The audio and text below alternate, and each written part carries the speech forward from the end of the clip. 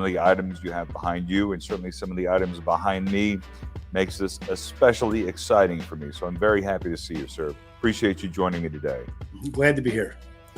You know, I want to go back to the very beginning in terms of how you began to amass this extraordinary assemblage of Muhammad Ali things, items, trunks, gloves, mouthpieces, robes.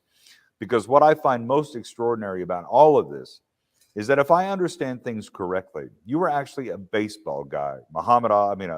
Mickey Mantle, Babe Ruth. Ali wasn't necessarily the very first athlete to be on your collecting radar. Is that right?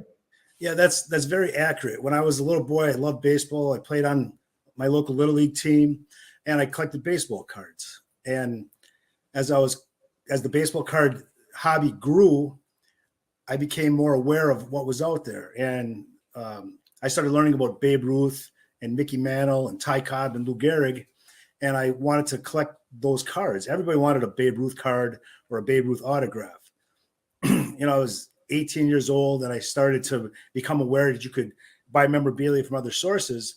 But I found very, very early on that the stuff I really liked, the Mickey Mantles and the Babe Ruth, they were very expensive. It was already a very mature market with a lot of competition, right? And I just was priced out of the market. So you then turn to Ali or to boxing or to other figures because you think, well, maybe this is a more affordable way to get some extraordinary keepsakes from athletes who are revered as legends, or was it something a little more accidental than that? I had attended my first East Coast National in 1988. I drove from Milwaukee to New York, and I went to the show. And I was looking for some Babe Ruth items and some Ty Cobb items. And as I went from dealer to dealer, I was immediately priced out. And I turned the corner and I stumbled across this dealer that had this beautiful display of on-site posters. Like he had a lot of boxing posters. And I looked, and he had the Cleveland Williams poster, which is in this sale. And I looked at it. It was Muhammad Ali. It was colorful. It was cardboard. It was kind of small. I thought I could display it. And I asked him how much it was, and it was at a price that I could afford. And I bought it, and a kind of light bulb went on at that very moment. When you say a light bulb went on, was it because you loved Ali, because you loved what he stood for? Certainly his legend, had grown to an extraordinary heights, and by certainly in my childhood and yours as well. Or was it because it was affordable, and because as someone who collected sports memorabilia, it was simply an easy entree into an area in which you had a great passion and interest, but not necessarily at that point a great deal of money? Yeah, I would not say the passion for Muhammad Ali wasn't there at that day. There was definitely an interest. And I was very aware of Muhammad Ali from the ABC Wide World of Sports. He seemed to be on the commercial reels all the time, and he'd be right alongside the big power lifter guy and that poor guy that rolled down the ski hill as he was tumbling down. I remember the agony of defeat. The agony of defeat, exactly. So, and the other thing I was thinking about this today as preparing for this interview. When we were in grade school, we used to have bookmobiles, and bookmobiles would come to our school. Scholastic, exactly. And I remember that I had purchased some Muhammad Ali paperback books, and I was interested in him at the time. So he was on my radar, but he wasn't, I like Babe Ruth more at the time. It was as I collected Muhammad Ali, as I researched Muhammad Ali, I began to appreciate for who he really was, what he stood for, and then I grew to love him. Well, let's talk about that journey, because I'm utterly fascinated by it. Because as someone who knew of Ali, but certainly didn't know about Ali necessarily, when that passion begins to grow, when that flicker turns into a flame, I'm fascinated by what led that. Because it's interesting. I saw the ad that you had placed looking for Ali items, and I assume that comes a little bit later in this process. So walk us through a little bit of that journey in terms of finding something that's affordable and then building one of the most extraordinary Muhammad Ali collections anyone has ever assembled. That's a pretty long journey, I assume. It took a while. But the story, as you hit on, it was influenced by baseball. So again, 1988, they used to run big hobby shows in Chicago. And one weekend, Mickey Mantle and Muhammad Ali were there at the exact same day. Wow. So I'd scraped up, enough money for gas, admission, a baseball to get Mickey Mantle to sign, and I had a pair of Everlast gloves for Muhammad Ali to sign. So I went through the line, and Mickey Mantle was signing for everybody, and here it was Mickey Mantle. I got my ball, I saved up my money, I was going to finally meet Mickey Mantle, and it was my turn to go up to the table, and he kind of looked up and gave me a hey, hello, and he was nice. He signed my ball, but it was nothing. There was no interaction. There was no hello, hey guy, how you doing? You know, and I was just, it had an impact on me at the time. So I get him knocked off, and now it's time to go meet Muhammad Ali. And I was in line with a real good friend of mine from college, and because back then we didn't have camera phones, we had the old-fashioned phones with the film that you had to shoot 24 shots and get them developed. So my buddy was working the camera, and it was my turn to get in line. And I said, hey, champ, would you mind if I got a picture with you? And it was probably one of the first photo ops, that these guys were doing. So, but he let me come behind the table, and he posed with me, and he put up his dukes, and we did this little boxing thing, and he engaged me, and I asked him some questions, and he replied, and there was a spark there. He had given me something that Mickey Mantle didn't, and that was another transformation from my desire to collect sports memorabilia to focus on Muhammad Ali.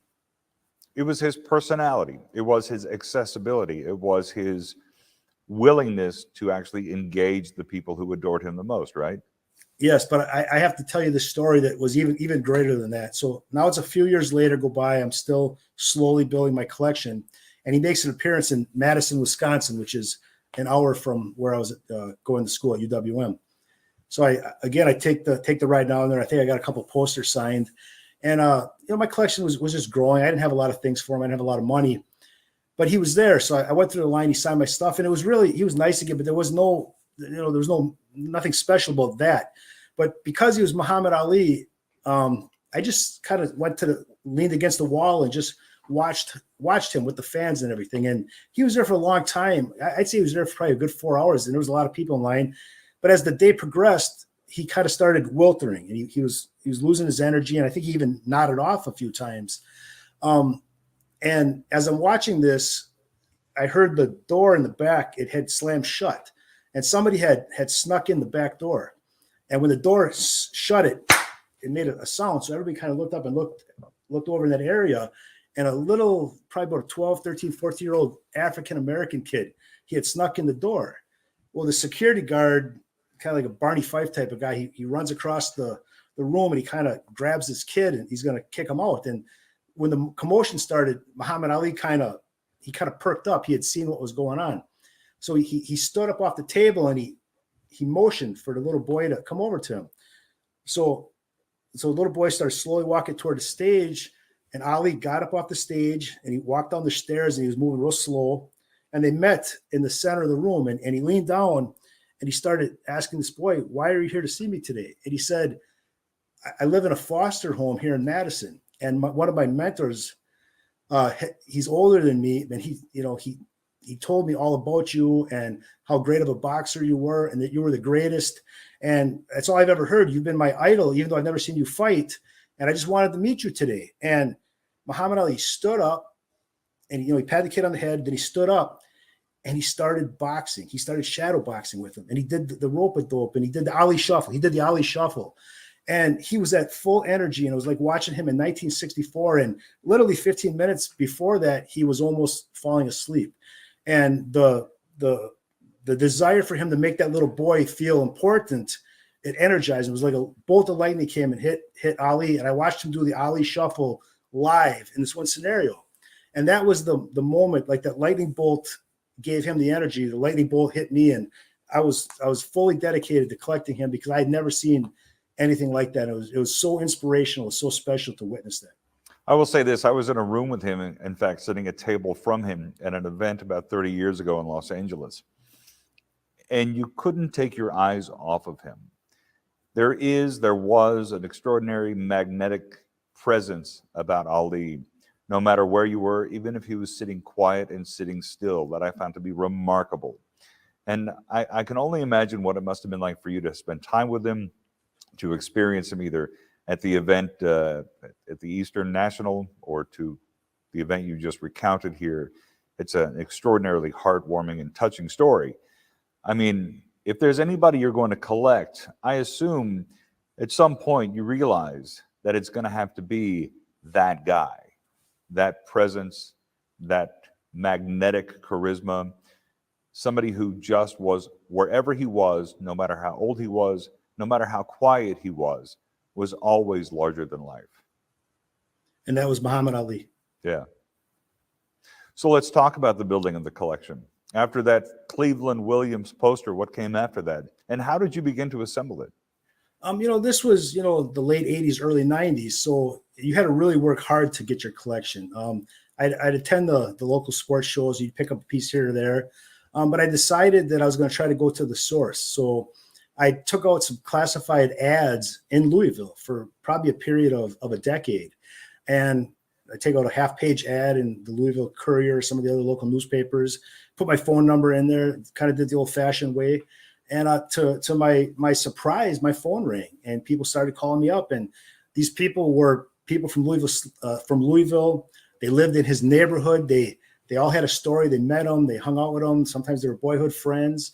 And hey, I went to the gym and he gave me his gloves. I went to the gym and he gave me his trunks. Or I saw him this day and he signed an autograph for me. And everybody I met, dozens of people, maybe 100 people, they all had the exact same reaction to him. They all had the same experience. He literally gave the shirt or robe off his back if you would ask him.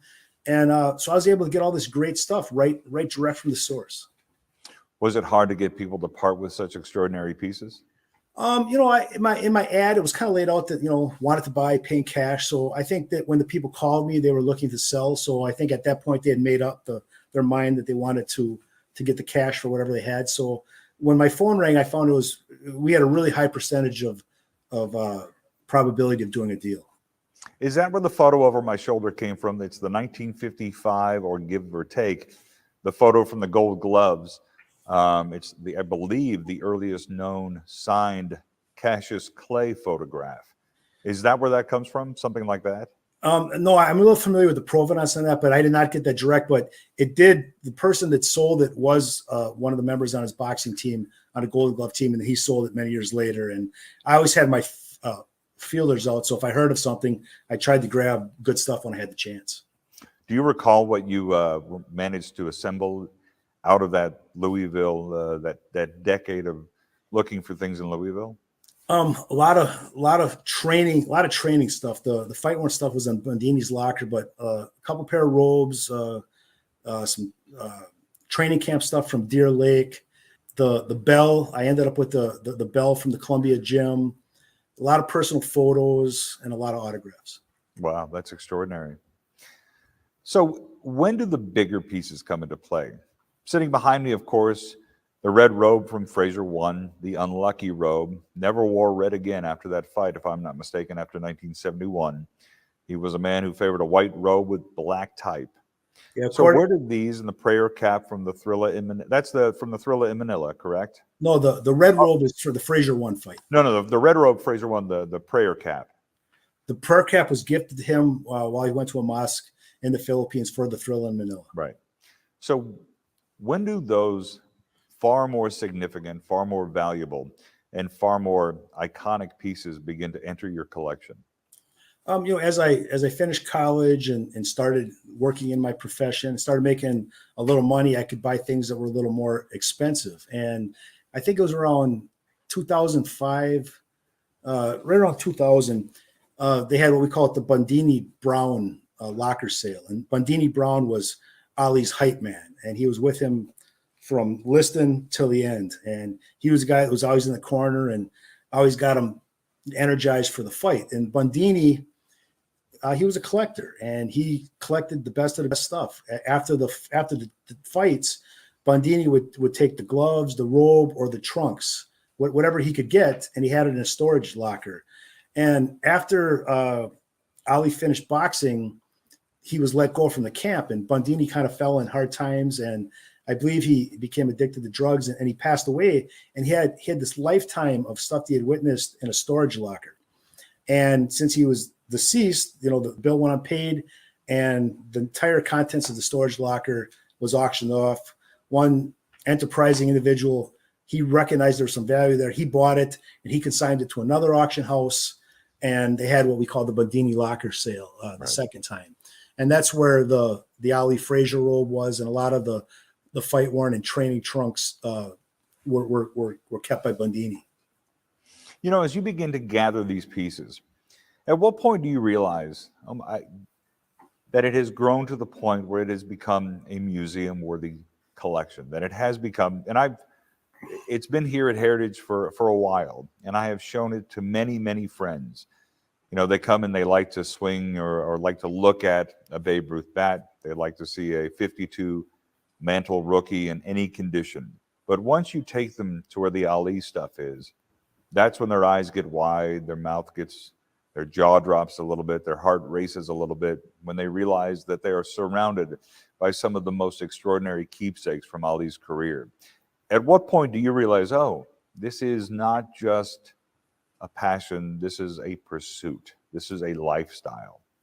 Well, since the collection was assembled over a 35-year period, it was literally purchased one piece at a time. And because I was a college student and just starting my first business and becoming a young professional, I didn't have a very nice house. I rented a lot of different places. And so I always kept my stuff in storage. And it was one piece at a time to go in storage, one piece at a time to go in storage. And I did that for the better part of 25 years. And then finally I said, hey, I'm in the position where I want to display this stuff. So I started taking it to the framers, and I had it professionally matted and framed and had it preserved. And I brought the stuff out, and it took a long time to assemble it all because it was mixed in with other things I had accumulated. And I had a spot in my house, a fairly large spot, dedicated, where it was my goal to have the ultimate man cave and have this stuff put on display. As I was taking the stuff out of the boxes and setting the robes on mannequins and hanging the pictures on the wall, I was running out of room really fast. And I got up the best stuff, and I looked at it, and I said to myself, wow, this isn't going to do the collection justice. And being the kind of guy that I am, if I couldn't do it right, it really bothered me. And I said, this stuff is, and you know, at that point though, then I started realizing the value and the significance of this stuff. And I said, I just can't do this collection justice. This collection, you know, he was the people's champion. This was the people's collection. You know, this stuff needed to go back to the world to let institutions and museums and people that appreciate Muhammad Ali as much as I did have a second chance at this stuff. So it took me probably a year of just straight thinking about it to make up my mind if I was going to finally consign it. But then I thought about it, and I thought Heritage Auctions was the perfect fit for this. And I made the decision. That's why you guys have it now. You know, I love the idea that the reason it comes back to the public, the people's champion, the fact that this stuff should not be sort of held by one person, is a very noble and interesting idea.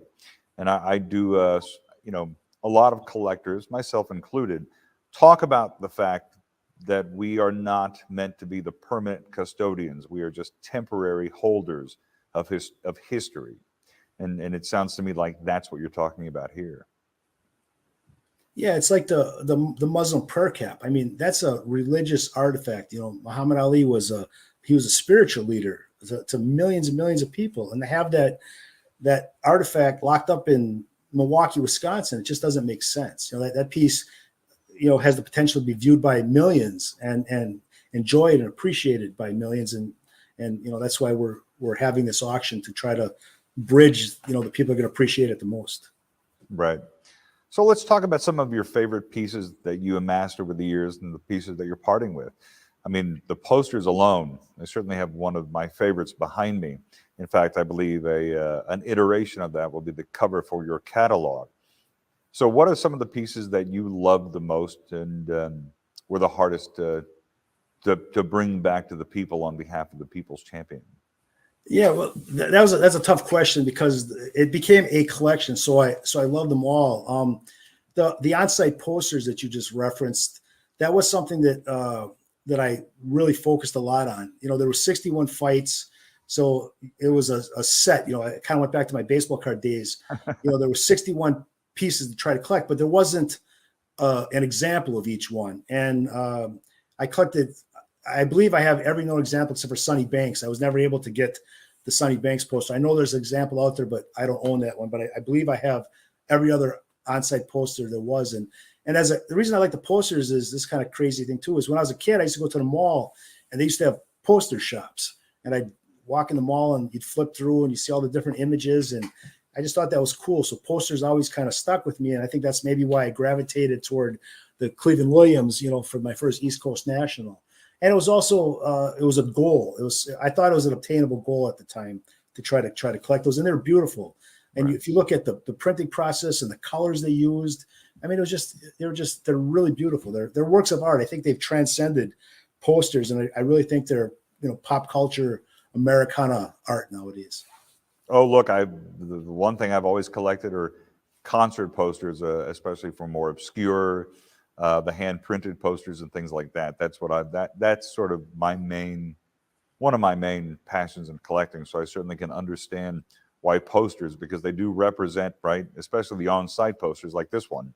They represent a moment. They were there. They were sort of witnesses to history. People who were there remember seeing them, and they do represent that very specific moment in time.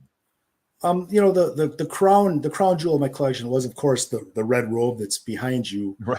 To have any Muhammad Ali robe, it's very special. He fought 61 times, so everything is one of 61. Each one is 101 of its own. It was worn for that fight only, but at best you could only have 61 pieces to go from. Michael Jordan played in over 1,200 games, so there was the potential to have 1,200 shirts or a lot bigger population of that. So each of these fight-worn robes, they're very special. And the red one from the Frazier fight, it's iconic on so many levels. You're so used to seeing him in the white robe that when you see the red one with the white lettering, and it's made out of that velour material, it's just very special. It catches your eye. It's a little different than everything else. And, as you know, that's a fight that he lost. And, a lot of boxers, after they lost their first one, they quit, or you didn't hear from him again. But that motivated him more than anything to come back and become champion again. So that robe, even though that's the one he lost, it was the story of the comeback. He's going to beat the adversity. He's going to be better than Frazier the second time. And he did. And, that robe is very significant because it's a symbol of don't quit, don't give up, and overcome even the biggest adversity, such as getting knocked out, by Joe Frazier at Madison Square Garden. And it's the only Ali robe in that color. And it's the only one in that color. That's the thing I think I love most about it. But I do love all of the sort of the inspiration and backstory behind it. And that's kind of what I wanted to ask you about next, which is, as you begin to amass this collection, I assume, or maybe I'm wrong to assume, that you begin to deep dive into his life, into his story, into who he was and what he meant. Because certainly everyone has a very surface idea of who Muhammad Ali was, what he meant to people. You certainly see hundreds of videos of him being surrounded by people, speaking as he did, inspiring as he did. One of my favorite books is David Remnick's book on Ali. So do you begin to devour those books? Do you begin to watch all of those interviews and watch all of that newsreel footage, watch his conversations with Howard Cosell? Or is it something beyond that? No, that's exactly what it was. As everything I collect, the artifact, that's one part of it, but it's the education and certain things. I tend to collect things that motivate me, that inspire me. And again, after the meetings with Muhammad Ali and the phenomenal experience I had, I did begin the research process. I did buy as many hardcover books I could find, out of print books, paperback books, the old Sports Illustrateds. I think he held the record at one time for being on the cover. So there was a lot of information out there. You had to work hard to get it, but go to secondhand bookstores, and every once in a while I'd find a new book on Muhammad Ali I didn't have, and I'd read it from cover to cover and take notes, and I would try to find names of people he had mentioned, and then I would try to reach out to them to see if they had anything. And just the more I read, the more I appreciated it, and I was 100% certain that I'd made the right choice of the guy that I was going to dedicate my collecting efforts to. It sounds a bit like you were an investigative reporter in some regards, trying to track down those who might have those significant pieces. In fact, what I kind of love most about this collection is that it's not just the most iconic and the most influential and the most famous pieces, or in the case of the Red Robe, the most infamous pieces. but I believe there's mouthpieces in here. In fact, I believe there's the one from the Rumble in the Jungle, if I'm not mistaken. Yes, it was the mouth guard that was in his mouth while he fought George Foreman in Africa. I mean, that was there. That was a part of history. As he's talking, he's taunting George Foreman. His words are passing, over that mouth guard. I mean, that was literally, you heard history being created off of that mouth guard. Well, it's so fascinating to me because one of my favorite pieces in this is the photo of Ali with the police officer who actually inspired him to become a fighter to begin with. Yes. Yeah, Joe Martin, everybody knows the story. Young Cassius Clay had his bike stolen, and he went to the police station. He said, "Hey, I want to whoop the guy that stole my bike." And Joe Martin was a police officer, and he also taught boxing. He said, "Hey, you got to know how to handle yourself, and if you're gonna do this, you got to do it right. So why don't you come to my boxing gym?" And he was there the next day and never left for 30 years. And so to have a photograph of Joe Martin, the gentleman that actually introduced him to the sport, which made him the greatest. That's a very, very iconic piece. I think that's what I love about this, that it tells the light. It's not just, here's a great piece from a great fight. Here's the mouth guard from an important moment. Here's the infamous red robe that drove him to become a better fighter, to become the greatest. But it really does.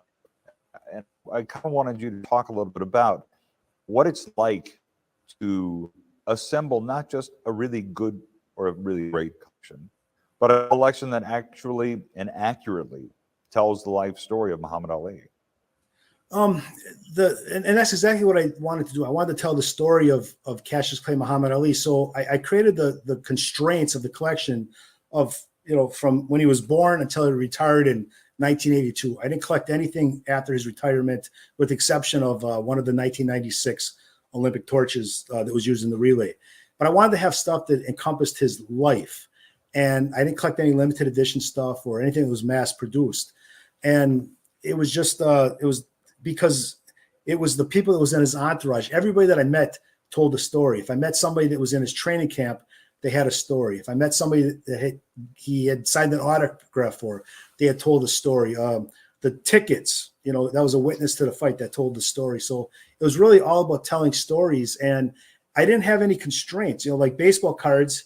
There's 792 cards in the set, and they're all numbered. And once you get them, you're done. I thought that his story could be captured and told by all the artifacts. It's sort of like an archaeological dig. You dig 100 feet in the dirt, and you find a piece of metal and a piece of pottery and maybe some textile, and you put that together. These archaeologists, and they say, hey, this guy was lived 150 years ago. He ate apples on Wednesday, and he brushed his teeth with a steer bone. I don't know how these guys do it, but they do it. And by collecting these artifacts of Muhammad Ali, the newspapers, the jump ropes, the axe that he used to train, you got a archaeological type of look into the man, of how he lived his day-to-day life and who he touched and who he influenced. Had you ever thought about writing a book about assembling this collection? I did, but it was a lot of work. So I hope the catalog, Heritage has done a great job. We worked really hard putting these stories down with the lot description. So I think the presentation of this memorabilia is going to pretty much capture anything I could have said in a book. Yeah. The catalog is extraordinary. And again, having walked through this collection a few times over the last year, every time something different grabs my eye or pulls my heart, I can only imagine the stories that you've heard. And I certainly hope that the catalog shares a lot of those stories behind these pieces, because as you say, people were very eager to tell you not just what he meant, but their interactions with him. So there's going to be a lot of things that are going to kind of surprise people too in the collection. And for example, I'll quiz you. How many names did he go by? 3. What's the third one? Cassius X. Very good. Not a lot of people know that. For a very, very small window, for maybe a 2-week period, he was Cassius X. He was Cassius Clay. He was hanging out with Malcolm X, and he decided he was going to change his name. And the first name that he chose was Cassius X. And in my 35 years of collection, if you want to ask me about the one that got away, really early in my career, I saw one example of a Cassius X autograph that I did not win, and I've never seen one since. But I do have a PSA Type 1 photo of Cassius X with Malcolm X. And that's a very rare, very special piece. You know, I'm going to tell you this only because, well, my wife is from Miami, and she would be very unhappy if I didn't mention the fact that the Fifth Street gym sign is in here. Yeah. How do you get that? Again, Angelo Dundee had saved it after his brother Chris had died. And as Angelo was getting up there in ages, he decided to let go some of his stuff. He kind of consigned it to an auction. And I saw it, and I said, I had to have that, because so much of his formal training, and definitely all the training that he did to beat Liston in the first fight, was done at the Fifth Street gym. And, you know, the other cool thing of what I think is a real fascinating sub-story to that is as that sign was hanging above the gym, the Beatles, all four of them, walked under that sign to go in, you know, into the ring. And there's that famous sparring session photo where he's knocking all four of them out. They all passed under that sign to go take that photo op that day. So not only is that a Cassius Clay piece, that's also all four of the Beatles piece. And truly one of the great pieces of Americana that I have ever seen. You know, it's one of the few pieces that when I walk by it in this entire building, which is loaded with some of the most extraordinary pieces of American history, it's the one piece that when I walk by it, I stop by it, I look at it, I might reach out and touch it a little bit. There is something just extraordinarily magical about that particular piece. What is it like when you can obtain something like that? It's nice, but it's a lot of collectors echo the sentiment.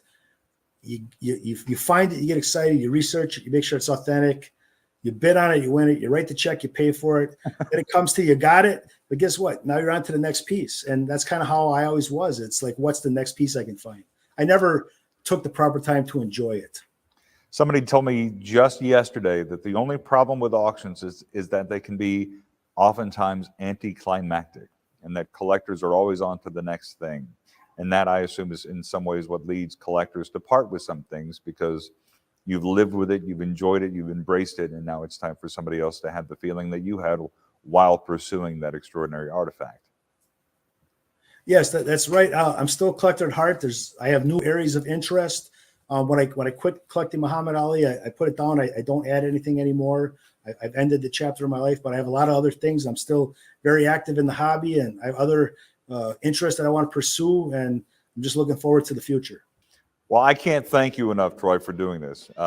For you to tell me the story of the collection, for us to be able to share with other people this story, this video, and obviously this extraordinary collection is a real honor. When I came to Heritage a couple of years ago, it was because I wanted to be around, to write about, and to talk about, to think about things like this. So I really appreciate this opportunity, and I cannot wait to see how this all goes down in July. I want to thank you, and I want to thank the entire staff at Heritage Auctions, and we're looking for a great sale. Awesome. Thank you, sir. Hello there, friends, collectors, hobbyists, and pugilists. It's closing night of session 1 of our summer sports card and memorabilia auction, and we're excited that you're joining us. And joining me on my right very soon will be Mr. Tony Giese, sprinting his way right now through our mammoth world headquarters here in Dallas, Texas. But a lot going on this weekend, the weekend before the National Sports Collectors Convention begins. Tonight, we've got session 1 closing. Session 1 is vintage cards and wax. Tomorrow night is modern cards and tickets. And then Saturday night, we've got the Troy Kinunen Muhammad Ali collection, the most remarkable assemblage of Muhammad Ali material we've ever seen or that has ever been brought to auction. Just an incredible collection, and we are honored to be offering it this weekend. But tonight, session 1, vintage cards, all sports, non-sports, cards, wax, sets, whatever you're into card-wise, we've got it. Extended bidding begins at 10 p.m. Central Time, so you need to get your bids in before that time to be able to participate in extended bidding. Plenty on offer tonight, and we hope that you find what you're looking for. So tonight, what we're going to do is walk you through some of the highlights of the auction from all 3 sessions, some of our favorite items, some things that are underappreciated or things that are moving up the charts. We'll be checking in on the recent bid screen as well at ha.com, which you can look at. You can watch the show there. You can watch the bids come in live as they come. There it is right there. A live tracking of the bids as the auction progresses to extended bidding at 10 p.m. Central tonight. Now remember, you can continue to bid on sessions 2 and 3 all night and into tomorrow and Saturday. But if you want to bid on the vintage cards in session 1, that is going to end tonight in just a few hours or a little past 8 p.m. Central Time. And we've got a few surprises and a lot of fun tonight.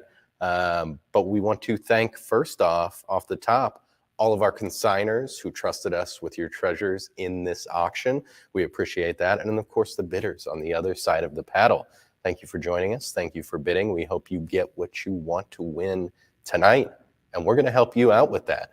If you're watching us on our YouTube feed, Facebook, or Instagram, please message us. We'd love to hear from you. If there's something in the sale that you'd like to hear more about, we'd be happy to discuss it. Just message us, and our team in the control booth back there will relay the messages to me. Also, I should point out, we are in our brand new marketing studio. Fans of the show may have noticed the surroundings have changed a little bit. It's a voluminous area with seating for about 2,000, Tommy, would you say, here in the grandstands? Only about 500 in right now. Some people still filing in. Welcome. If you're standing in the back, there's a few good seats down front. So feel free to make your way down. Sorry, all these seats with the tables and dinner service are already full. You got to get those early, but maybe next time. And then, of course, we've got the National Collectors Convention coming up next week. We're all very excited. Our entire team will be there. All of our experts, our ops team, and we will have all the highlights from our upcoming August Platinum auction will be on display at our booth. Some big surprises coming up next week, and some legendary items, cards, and memorabilia we'll have on display there in Atlantic City, and we're really looking forward to seeing everybody out there. So come by our booth. We're number 1220. You won't be able to miss it. Check out the highlights. We'll be doing free appraisals on anything. I'd say come by and try to challenge our experts and see if you can stump them with something they've never seen before. And come by just to talk hobby. And of course, Tony will be giving out free bear hugs to anyone who comes by the booth. And he'll be joining us here shortly. His 40 time isn't what it used to be, so making his way to the other end of our mammoth headquarters is taking him a little bit longer than expected. But you know, we don't need Tony to have fun. We can go ahead and get started. And we're going to begin with one of my favorite cards and one of the highlights in the auction. It's a 1951 Bowman Mickey Mantle, a classic, the Mix rookie card, of course.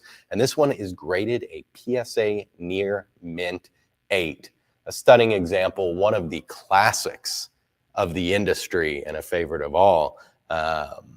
There's only 10 superior to this example. And this is a card that has always valuable, of course, but has been really moving up the charts as far as value over the last couple of years. A lot of entries in the hobby have been, and this has been a big gainer. We expect to see some fireworks for it tonight. It's at 310,000 currently, but it's going to go higher than that. We're excited to see where it ends up. But at the top of the show here, I also needed to highlight one of the more unique Mickey Mantle offerings we have in the auction.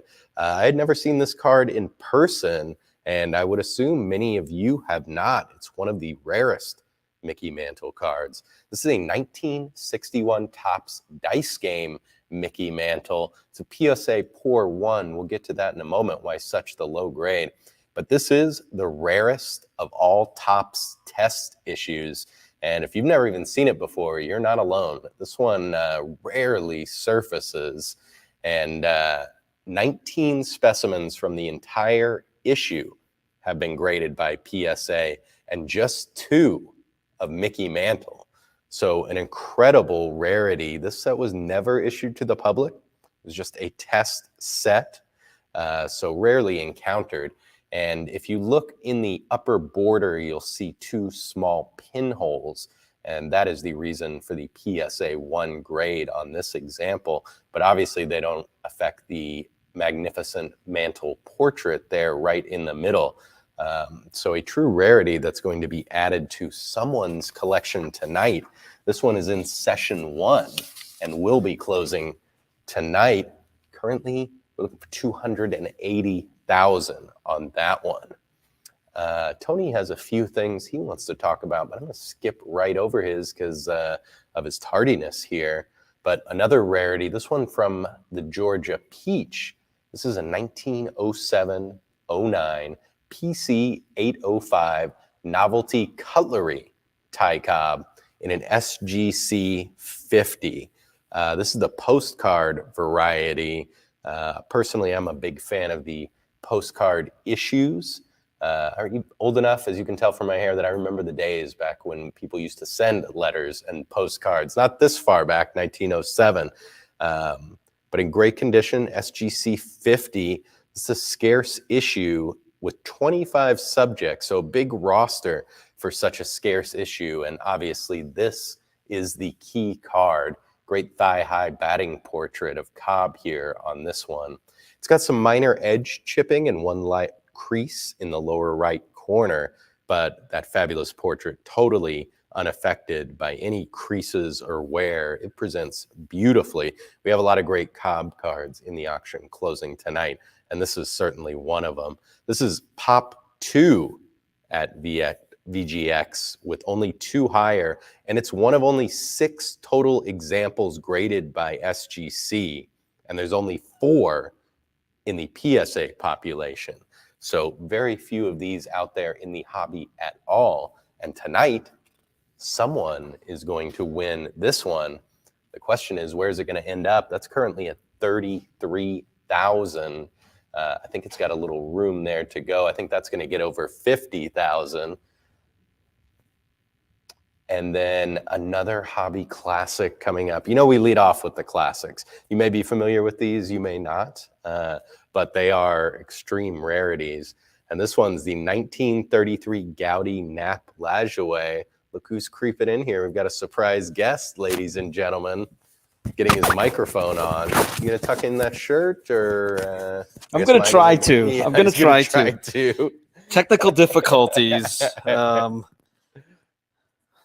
Tony's computer went on the fritz moments before we started, and he hustled down to IT. Our IT department, as everyone who Heritage knows, works 24 hours, nonstop, constant, answering questions and queries and responding immediately. So they're working on your computer right now, Tony? No, I didn't have a chance to even submit a ticket, so we're going to have to... Come get on camera. Everybody wants to see you. You're the star. Me? I'm just the facilitator here, dishing off You're the capable... to you. No, you're the capable host. Yeah. So All Tony, right. Tony Giese, ladies and gentlemen. Here, I'll even share with you, Tony. How Oh, about that? thank you. Yeah. Great to see everybody. A big night tonight, big Glad you weekend. can make it, Tony. Glad you can Fashionably late. So, what do you... But no, amazing auction. A lot of cool stuff. Ali, tickets, cards. Goodness. We're going to get to it all tonight. We are. Tony. Okay. If you had to pick one thing in the auction that you're really excited to see what it does tonight, what is it? How about I put you on the spot right there? Like, I mean, as a collector, I just think this Ali collection is so impressive because it just spans everything. right. It's not just matches. It's not just posters. It's not just tickets. It's got everything. And it was done over probably a 30-year span of time.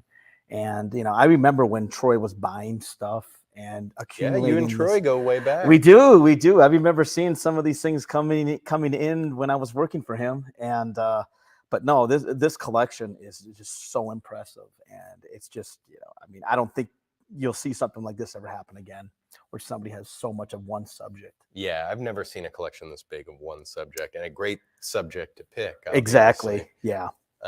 So we're very excited. We did a big press event with Troy here in Dallas last week. That was a lot of fun. His family came as well.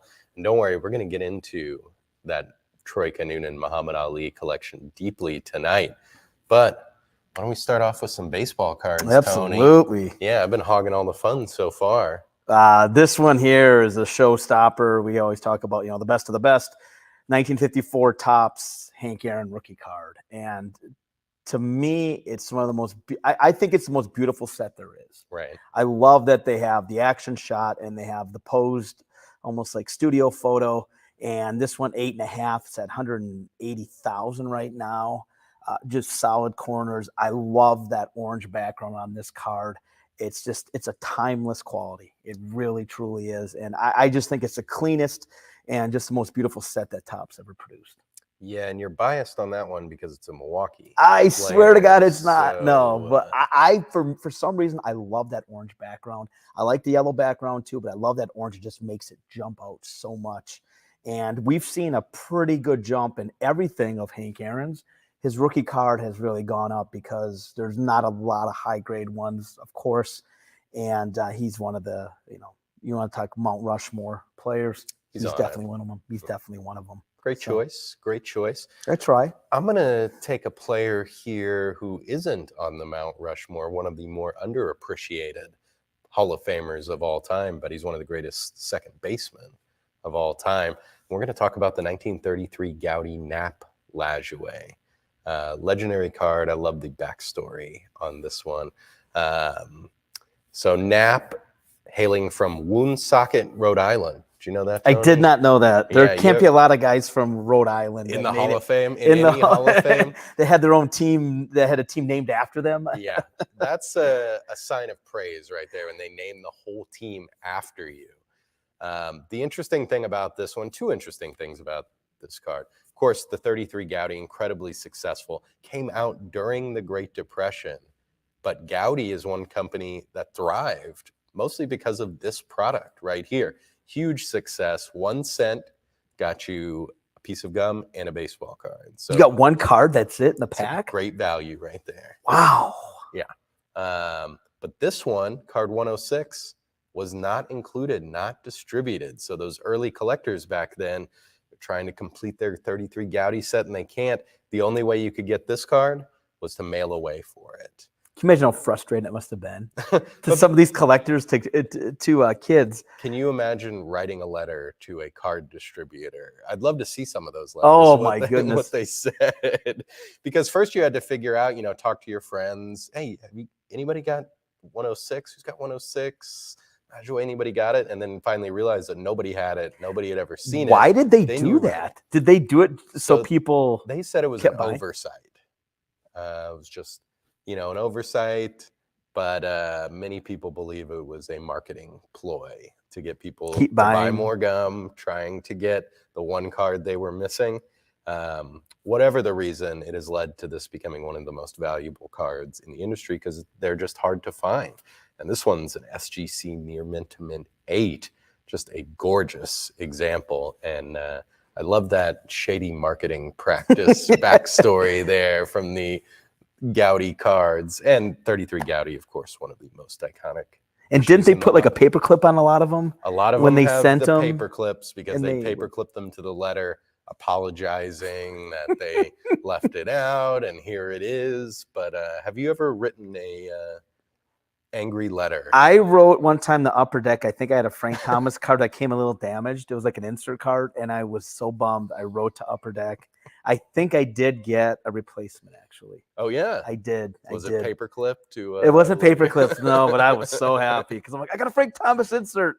Oh, no, this corner's damaged. And I was bummed out, but I did write, and I did get one back, actually. Question of the night: what would you pay for that letter that young Tony Giese wrote, upset about his damaged card? My damaged Frank Thomas. I can still picture the card. It had to be like 91, 92, but yeah. So hit us up if we'd love to see. Maybe we'll get that at auction. We should go through the. Oh my their gosh, archives, I'd have to really look to find what that card was. I know every letter you wrote, you used the triplicate paper so you could keep a copy for your records and send away the actual thing. The carbon copy. I know you're real fastidious about your record keeping, or at least holding on to things. I used to hold on to every newspaper. I used to hold on to so much stuff, but he's not joking, ladies. I'm not. And as you move a couple times, catalogs become less and less important. I hate to say that, but so like important newspapers or just any sports section. any sports I used to section, save Tony. them, yes. And then I whittled it down a little bit, and then Is this pre-internet days? oh god, yeah, Okay. yeah, we're talking early '90s. So you could late go 80s. through and look at the stats Yep. from the season. I still have some of the compare Packer it. ones from the '90s. At my mom and dad's house. I do. Your parents are I could not saints throw them away. I for could. holding on to Yes. that. Yes. Yikes. All right. Speaking of saints and moving back to card talk here, let's talk about a hobby favorite. This is the 1925 Exhibits Lou Gehrig rookie card. Tony, you got a Lou Gehrig rookie card in your collection? I don't have any Lou Gehrig anything in my collection. Pretty pricey. It's very pricey. Especially at this level here. So Gehrig did enjoy a brief late season debut with the 23 world champion Yankees and had 10 appearances with the 24 Yankees, but it was 25 that the Iron Horse was fully released from the Bronx paddock. And on June of that season, he began a consecutive game streak, bested only once in baseball history. So a really significant rookie here began his legendary streak. And there's just 40 other examples of this rookie card graded by PSA. That's amazing. I mean, I don't know if they just didn't make a lot of them, or, I mean, you know, It's a little larger, so maybe some got destroyed. You know, and maybe he just didn't catch on with the fans that first season. They didn't. Everybody wanted Ruth, or and maybe everybody he did, and they held on to him, and they, you know, playing games with them. Who knows? But that's kind of wild that one of the legendary athletes, only 40 out there graded I by know. PSA. And the exhibit cards are popular too. Yes. There's a lot of people that collect them, and yeah, it's very surprising that there's so few of that Gehrig card. But it is his true rookie card, and that's the one that, you know, we've seen it happen the last about 5-10 years now, where even some of these off-brand rookie cards, people want them because it's the true rookie. Yeah. And it's Gehrig too. And it's a great looking card. It's a great looking pose as well. So yeah, so it's a PSA 3 MK, and the MK qualifier is because of some ink notations on the reverse. mm-hmm. So presents beautifully on the front and some very tidy ink notations on the back. Yes, actually. it looks typed almost from what I can see. Yeah, you know how oh wow, people's handwriting was Yeah. back then. Could you think you could write I that? could not neatly write too? that on my best day. And I'm talking from 20 years ago, I still couldn't write that good. All right, one more vintage classic here. This one really leapt out to me. I saw it today, so I wanted to talk about it. It's a 1914 Cracker Jack Christy Mathewson. And I love how they utilized the landscape orientation here to get the full pitching motion. And so the 1914 Cracker Jacks are 3 times rarer than the 1915 Cracker Jacks. So 2 legendary issues, but the 1914 is far rarer. And that's because the 1915 set could be acquired in full through a distributor redemption plan. 1914, you could not. So you had to go and buy a lot of Cracker You gotta Jack. eat a lot of Cracker Jack to get the 1914 ones. You couldn't buy them from the distributor as you could with the next year's one. But a great shot of Mathewson against that blood red background. Love that. The reason for the authentic here is at some point in its over 100 years of existence, a former owner clipped a 1/3 of an inch piece in the upper right-hand corner right there. But also a piece of history right there. What happened to it? Who did that? Why? Yeah, exactly. Answer me, Tony. That is just, yeah, that said, I know we sold one a couple years ago, and we had them all on display at a show we did in Dallas. And when you see them all, it is just such a gorgeous set, and the color is so If I remember beautiful. correctly, that display case was decorated like a Cracker Jack box. Yes, it was. Very good. You're right. You're Shout right. out to our marketing department. And everybody who wanted was to have that. Not fond of that idea, but they pulled it off. They did. Anyway. It was impressive. I'll say that. All right, Tony, I've been hogging the mic here. What do you want to talk about? Harmon Killebrew. Okay. One of the all-time greats and one of the nicest guys. When you talk to a lot of collectors and dealers, I was just up in that area this week and saw some really cool Killebrew stuff. And this one jumped out at me. Now everybody thinks of him as you know, he is Mr. Twin, but he actually started his career in Washington before they moved to Minnesota. And this is his rookie card, near mint 7. Again, a beautiful, beautiful set. This is 55. The next year, after the Aaron rookie, but a lot of good rookies in this set, and this one right here is quite affordable right now, which I'm assuming will jump up quite a bit at $750. But Killebrew, one of those guys, we dealt with Stan Musial's family, and we dealt with a lot of these players. Brooks Robinson too, one of the guys you never hear a bad thing about. Yeah, and just a wonderful guy, and a true ambassador of the game. And this is kind of nerdy, but I'm a big fan of the layout on the back of the 55 tops. With the cartoons or what? The cartoons, and just they got so much information in there, and it was beautifully designed how they could fit it all in. There's just, to me, something really appealing like that. I like spreadsheets. I do a lot of spreadsheets for work, as you know. Yes. But yeah, getting that full bio in there, the stat line and the cartoon and the tidbit in there, well done. Oh, I remember. I mean, growing up, we used to look at cards for information. You did, and Sure. the little tidbits. You're right. Where else were you going to look it up? Almanac or encyclopedia. That was it. Did you have an encyclopedia? We had a collection. We did have a collection. Yes, we did. Second question of the night: how much would you pay for young Tony Giese's encyclopedia? They still might be around. They still might be around. I can check when I go home next. Sitting on a pile of newspapers. Exactly. No doubt. All right, let's switch it up and talk some hoops, Tony. I like this first one, by the way. Yeah, this one, I had never seen it before. You kind of had seen it, very recognizable image, but this is the 1950 Scott's Potato Chip Lakers, George Mikan. They took the image from his rookie card and made a little caricature of it. Got to be honest, I like the caricature better. I do too. And when I actually took the call on this, and I didn't realize what we sold the first one for. And enlighten us. Can you was, remember? I think it was like 17,000. It was. Wow. So, and yeah, it's such a rare card, and most of them would have stains on them because they were part of a package of potato chips. So, sure. it's almost impossible to find these in great condition. But this one here is really, really, really, really nice. And yeah, I will say this: it's a beautiful looking card with the cartoonish caricature type photo.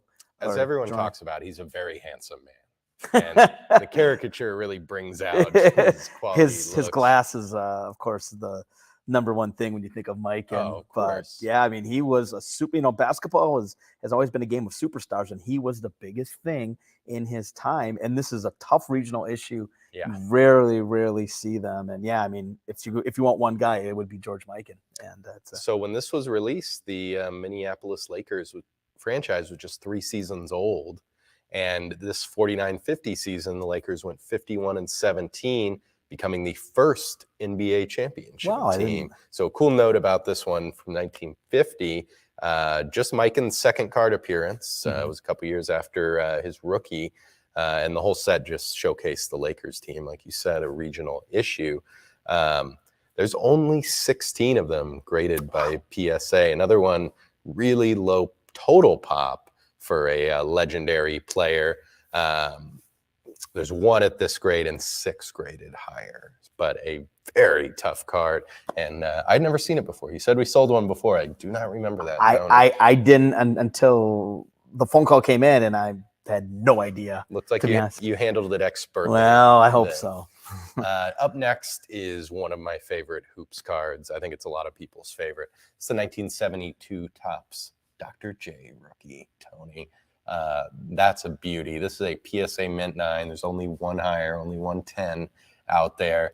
But man, I just love that yellow background. And in a Mint 9, it just pops right there. I do think it's funny that they have him shooting a jump shot. Not exactly known for, he could do everything well. He could shoot well, but that's not what you think of. No, you want him going in for a dunk. I just love the ABA ball. Yeah. And the ABA is kind of, like the AFL, the ABA was such a renegade league. But it's so funny when you look at the crowds, there's nobody in the crowds usually for the ABA.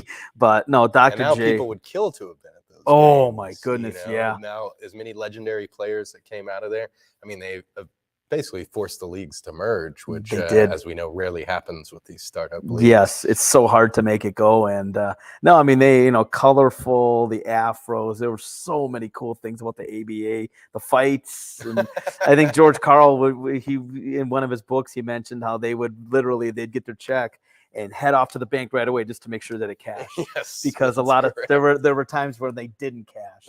So, but no, I mean, Dr. J, if there's one card from the ABA, it would be that card. And it's surprising that that there's not a lot of high grade from that set of that card. You would think just with the white 110 borders. is surprising, but people who watch the show know I love the 70s basketball issues, and this is one of the best. I love the graphics, the slanted team name there.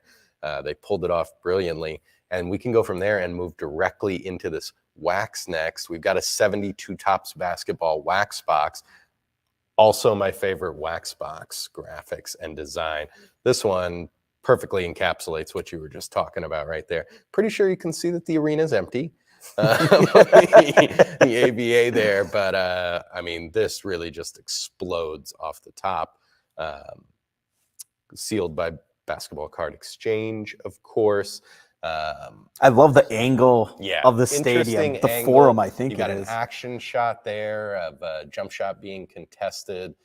You got the Dr. J rookie in there, of course. This one comes from the legendary Frisch Vault. Oh, wow. Too, Okay. which is great provenance. Can you get better provenance for wax than that? You cannot. I mean, they were so far ahead of their time when they were buying up inventory and way ahead of their time. Yeah. And that's a cool aspect of not too much wax has like provenance or the story behind it, but that Frisch Vault stuff does. And of course with 72 you've got the Dr. J rookie, but as far as stars and Hall of Famers, you got Chamberlain, Pistol Pete, Oscar Robertson, Phil Jackson, Barry, West, Jabbar, Bradley, all the hits in there. A lot of big names, a lot of star big power. So very cool issue there. And Tony, what do you got basketball? 1961 Wilt Chamberlain. It's his rookie card, and this card, I'll tell you right now, is so hard to find these centered. I took in a 61 set, and it was packed fresh, but so many of them are off center, and to find one centered like this is nearly impossible. And this one here, it's Wilt. He's a mythical figure in the game. He could do it all. He was a track star at Kansas. Volleyball player after his playing days, and there was always talk about him coming back to play even way into his 40s. But Wilt Chamberlain, a guy that I don't think you'll ever see the likes of again, and he could have excelled in any time period. He had a season where he played every minute of every game except for 3 minutes when he got kicked out of the game. Not fouled out. Kicked out. Kicked out. Yeah, they always said if he would have had a temper or a meanness to him, nobody knows what could have happened. Could have been bad, could have been good though. Maybe he would have been more assertive on the court, but maybe it could have led to him getting in foul trouble or having issues, more injuries. So I do hear that a lot. That people think he wasn't mean enough. Yeah. Obviously, the most dominant statistically ever, and that his stats are untouchable. Yeah, I mean what he did, and people always say, he didn't play against anybody. He played against some really good centers back then. Bill Russell, heard of him? Bill Russell, Nate Thurman. There was some Kareem toward the end. I mean, plenty of top 50 guys. There were some great centers back then too, and I mean, he was one in a million. All right, I'm going to go back to the wax because this is a really cool one from the baseball side that I saw the other day. This is the 52 Bowman baseball 5-cent retail display wax box with 5 unopened packs. Tony, would you like to break open? I'd open one for the heck of it. Yeah, just for the heck of it, just to see. Now, of course, you probably have, I would get the most common guy in the set, but yeah, are you going to fire shots at some cup of coffee guy from the Braves or something like that? But those 50s graphics are just awesome. It's got the 5 packs. 2 are PSA 8s and 3 are PSA 7s. So nice high grade there. Got the second year appearances by Willie Mays and Mantle, and that classic Musial card from the 52 Bowman. That's a great one. I love that card. So these 5-cent packs contain 6 cards each. So the winning bidder tonight is getting 30 70-year-old cards, totally untouched by human hands. But I love that it has the box. The packs look great and very nicely slabbed by PSA, but having the box is it's such a cool thing, yeah, because you never the kind find that them. display your wax packs, which I recommend. having this box to throw in there behind it or stack them on top of it is a nice Really one. adds a lot. Box has seen a little action, I'll say that, but still presents nice. One more wax one, and this may surprise you a little bit, Tony. This is a DC one. I usually talk about the Marvel, but we've got the 1966 Topps Superman wax box, 24 unopened packs in there. Now, this is not the first Superman issue, but this is just a beautiful box, and you've got the 3 portraits of George Reeves there. You got Superman on the top, and then on the side you've got Superman and Clark Kent. Totally unrecognizable with those glasses on. Yeah, who's that guy? I thought that was Lamar Hunt, maybe a little. I thought that kind of looked like Lamar Hunt a little bit. But in the last few years, non-sports cards and wax have really grown leaps and bounds. We saw a crazy price for a Three Stooges Curly rookie in our last auction, went absolutely nuts, got to 5 figures. So I pulled this one out because it's so unique. Can you think of a bigger cultural character than Superman? No. He's right Superman. up there with those legendary athletes we talk about as being ingrained in the culture's conversation. Superman right in the top tier. And that's a cool issue right there. Yeah, it is. And I know Comic-Con, I think, started today because I heard some people talking about it a little bit in the office.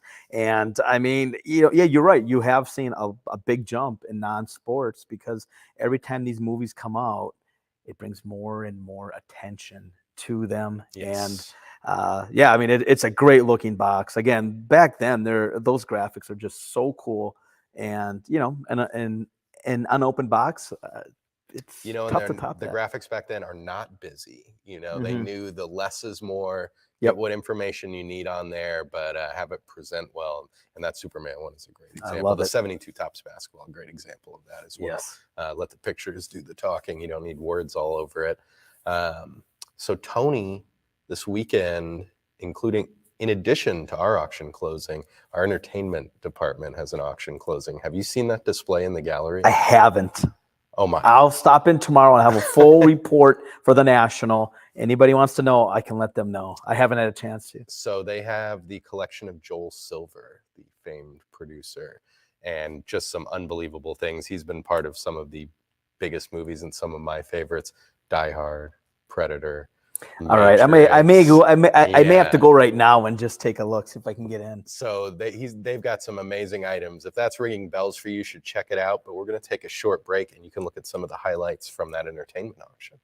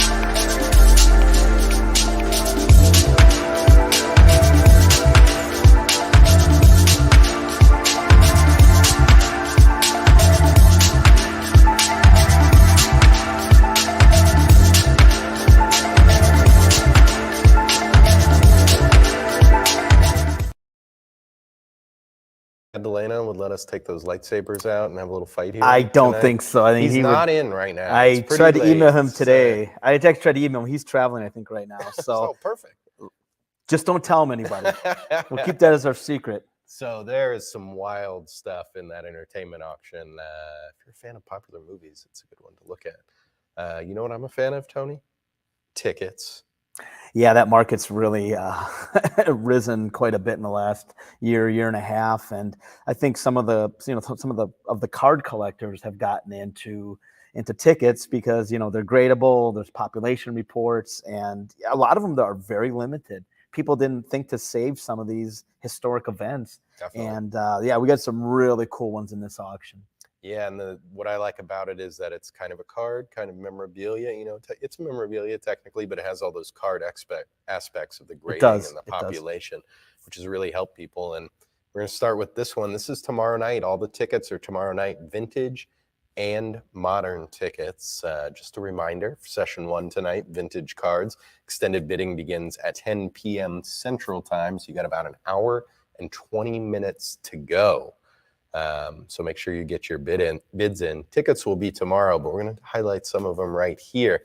And is there a more iconic moment in baseball history? This is the 1932 World Series Babe Ruth called shot ticket. This was in the stands. Do you think he did it, Tony? What's your feeling? I mean, Babe Ruth always rose to the occasion, so we have to think he did. Was it Charlie Root said he didn't? But that being said, it makes for good theater. It makes for good, when you think of Ruth, he always had the big home run, the first All-Star game, the house that Ruth built. I think he hit one opening day for the Yankee Stadium. He had a flair for the dramatic. He did. And he always. The Cubs pitcher was, coming at him. Mm-hmm. And that's why they were giving him a hard time that day, and some people say he said one more. Some people said he pointed. I mean, it's just great drama. Yeah, and it's Ruth. And would you expect it from anybody else? No, it had and the second to last World Series of his career as well. Beautiful ticket, another item that just the graphics on it, incredible display piece. And that ticket was there in the stadium when it happened. Another epic moment and one of my favorites. I was watching this moment, Tony, at 3 a.m. in Italy on a family trip when it happened. Really? So this is a 2001 NBA Finals Game 1 ticket. You already know what I'm going to say. This is the Allen Iverson step-over game. Great ticket here as Iverson led the Sixers to victory in Game 1. What an upset. That was Do you remember that? Huge. He was so fun to watch. Yes. I mean, he was so athletic and he was small, but he could go into the paint, Fearless. Take the contact, and I hadn't seen anything like that. I mean, for a small guy, he was special. And so this is a signed ticket as well. And he has the step over game inscription on there, PSA 10 for the autograph and the inscription.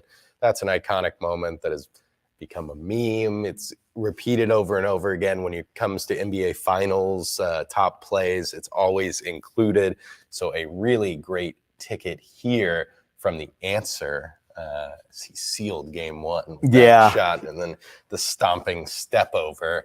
Right in front of the Laker bench, no less. Yes, because Tyrone Lue fell down, and it literally right at their bench, he did it, and it was so emphatically done. I loved it.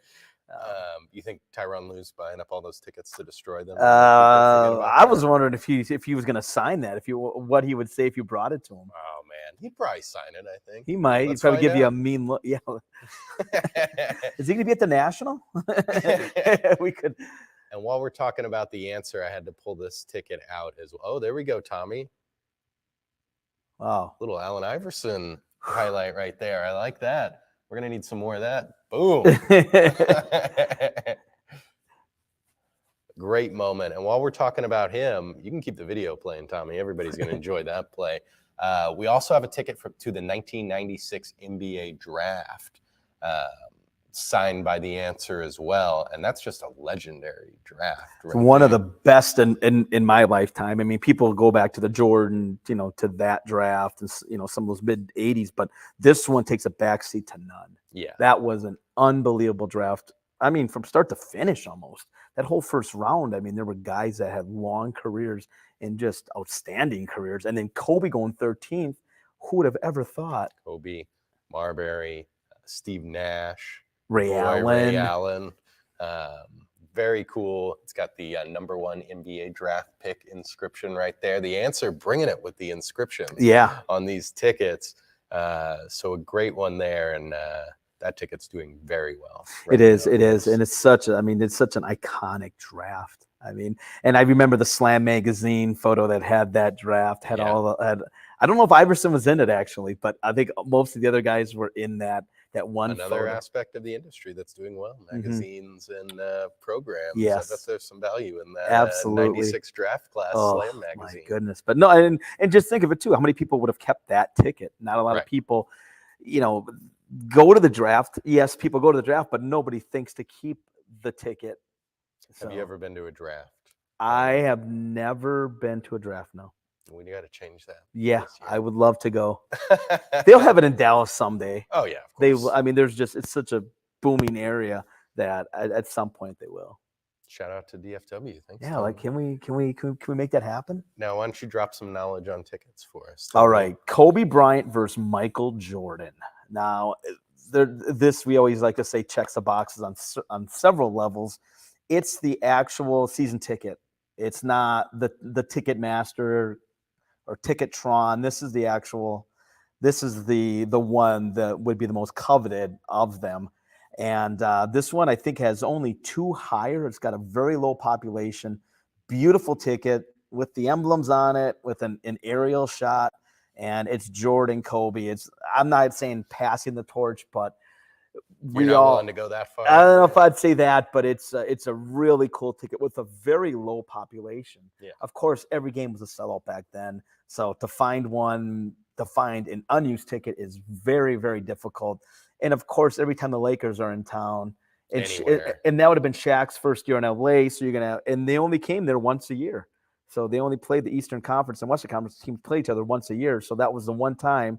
And with Kobe and with Shaq, that was a very coveted ticket. So people went to that game, and to have one of that low of a population, and to also have the season ticket, big. Yeah, season ticket holders, they can skip a game if they want. Yeah. More coming up, no worries. But that's a marquee matchup. It really is with those two organizations. All right, what else you got ticket-wise? Michael Jordan, first career scoring title ticket stub. And I was going through some of the tickets, and I was like, that's a really unique one, I thought. Yeah. Because, that's when he secured the scoring title, his first, and he won, I don't know if he won 8 or 9 scoring titles. He won a lot of scoring titles, but to have his first scoring title, there's a lot of, as we all know, there's a lot of Jordan ticket collectors out there. Some of them are ultra expensive, the first game, the first preseason game. But this one here, I think is really cool. There's not a lot of them out there. And again, it's a pop one with none higher. And it's a cool ticket of, kind of an earlier Jordan era where there's not a large population of. Yeah, very cool. Mm-hmm. Speaking of rare tickets, this one's a rarity too. In fact, it's the only one that's ever been graded by PSA. This is a 1975 New York Cosmos ticket stub. You ever been to a Cosmos game? I've never been to a Cosmos game. I didn't think so. It's surprising that's the only one known. The only one. So this is Pele's first Cosmos game when he came to the NASL. And huge moment in American history. Did you play soccer when you were? I did not play soccer. What? No, you're the one. We never did. We did baseball. We didn't have soccer as out in the middle and northern Wisconsin. We did not have soccer. We played it in gym class. I remember playing it in gym class. Just to experience it. Yeah. I remember one time having a wide open goal, and this girl is the goalie, and I just totally whiffed. It was horrible. That feels like it stayed with you. I could tell you her name. I still remember. So a cat, don't mention her name. We don't want to call her out. Cataclysmic shift in U.S. culture here, because before Pele came to the Cosmos and the soccer league, Americans didn't play soccer. And now it is so commonplace for kids to play soccer. Every kid plays soccer. There's youth soccer leagues, and this is what started it. His appearance with the Cosmos. That's when it started to gain a foothold. It's still got a way to go as far as popularity in the U.S. It's getting there. It is getting there. It's getting there. You're seeing people collect the cards, the tickets, uniforms if you can find them. But, you know, the soccer market is very strong. And this being the only one, my goodness, I think it'll do extremely well. And Pele, you know, we talk about Ruth. He is in that same, you know, rarefied air. Yeah. Of course. He's got the one name right there. What more could you want? This next one is very unique as well. This is a 2006 Rafi Nadal French Open player pass. Not just the ticket, the player pass. His actual pass. To the French Open, where he has dominated. So this is a golden era in tennis. Djokovic and Federer and Nadal stands atop for the major titles with 22. Those other two just have 20. And so this pass right here is what allowed a 20-year-old Nadal. Look at him. Look at how young he is there. Full head of hair. This is what gave him entry into Roland Garros Stadium, where he'd win his second of those 22 majors. And he's been so dominant at the French Open, he defended his title with this one right here. He had his 14th French Open title earlier this year. Incredible victory. Amazing.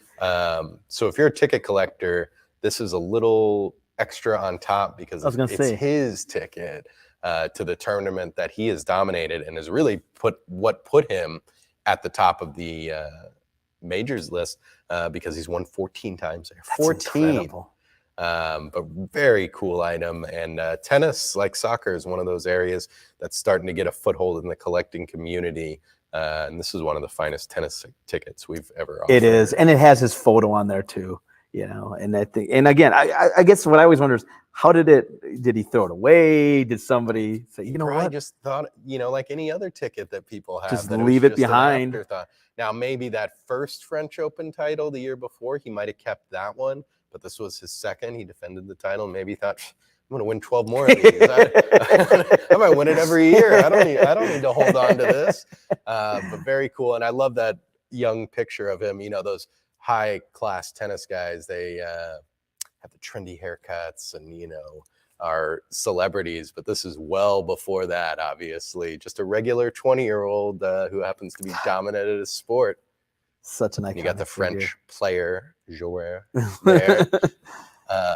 Yeah, so I know you've got a unique ticket coming up here, Tony, and I knew you were going to talk about this. You one. did, didn't you? Yeah, when I was going through these, I'm like, oh my goodness. This one here, The Rock makes his debut, Survivor Series 1996. He was not a big deal. His dad, of course. He wasn't the most electrifying man. He wasn't quite then, no. He wore. Was he even The Rock at this point? He was Rocky Maivia. Yeah. And he wore these tassels because I had to go watch the match to make sure that it was from the actual event and I could watch wrestling without anybody saying, Tony, what are you doing? You went on the clock for that? I was on the clock and I had to watch it. And I had to actually I had somebody in our operations come and watch it with me because she's a big Rock fan. To back you up. And she goes, oh, yeah, I have to definitely come and watch Did he win? He did win. He won. Wow. I want to say it might have been a tag team match. But yeah, he had kind of longer hair and the big smile and everything. But he was Rocky's son, Rocky, you know, the Rock's.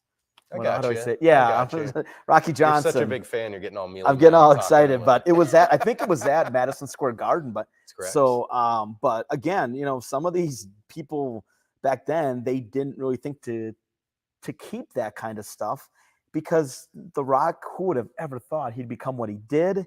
And it's, again, a low population and just a great ticket from, and The Rock now is Hollywood, you know, he's Hollywood gold. Right Number now. one leading man, you might say. He is. I like this next one. You did too. That's a big moment. And that one came in at the Ohio show. Okay. Somebody brought that in, and my eyes were like, oh my goodness, we have to get this in. WrestleMania 3, I didn't get to see it, but I remember the 10 o'clock sports did report on it.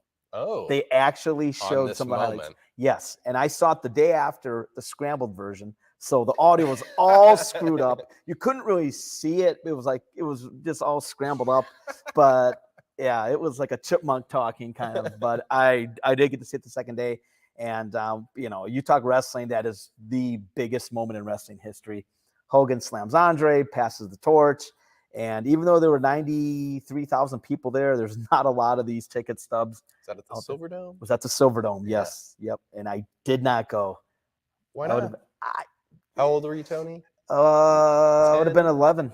Okay. And it was, but for where I'm from to get to Michigan, that's a long drive. Okay. I couldn't Make convince your my dad. excuses, buddy. Yes. Make your excuses. But if there's one wrestling ticket, that is the one that always, does Everybody well. talks about. Everybody knows. 2 back-to-back good wrestling Yes, tickets right there. Yes. And speaking of back-to-back, another great Jordan ticket here. Oh, excuse me, 2 great Jordan tickets. This is the 1982 NCAA Final Four. You can see there's the 2 tickets there. You've got the semifinal game where the Tar Heels beat Villanova, and then you've got that epic final game against Patrick Ewing and Georgetown, where Jordan thrust himself onto the national landscape with the game-winning shot to give Dean Smith his first title. Can you imagine as a freshman? I mean, the ball comes in your hands, and it's a baseline jumper, and he just drained it. Can you imagine how nervous you would be? I mean, that's why it was such a iconic moment, a sign of things to come, that he did not sweat it for a second. When you watch it, there's no hesitation. Very calmly. And how many times have you seen in those situations in college where a younger underclassman Chris player, Webber. the ball comes to them and you see that panic take him over. But I watched this moment before we came on, and not a moment of hesitation. He knew he was going to take it. He knew he was going to hit it, and he did. So I love this one that both tickets are slabbed together. You're right. And this is the yellow variation. Only 11 of the yellow variations have been graded by PSA, and this is the highest graded right here. So really unique Jordan ticket. Jordan tickets have been doing bananas prices, and there's a lot of unique ones. We have a great Jordan college ticket collection coming up in our August Platinum auction, but this is a special one right there. And then, of course, very popular ticket, and we've got one right here from the biggest name in baseball, no question, Shohei Ohtani. And I like that in the All-Star game, he said first pitch he's swinging and he got a hit off Kershaw. That was a great moment. But his debut ticket, we sold one in a PSA 10 for $30,000 earlier this year. We've got this one in a PSA 10 as well. It's a Pop 7 for the second coming of Babe Ruth here. Are we going to say that, Tony? I am just amazed. I got to see him pitch in person this year. And was it Oakland? No, it was. Oh, wow. Was this a work trip? No. It was with the wife. And just to think that a guy, I mean, we've gone this long without one guy ever doing that. Yeah. I remember when John Oler would, he might, but he never did. And to be that dominant, it's incredible. And you will probably never see it again.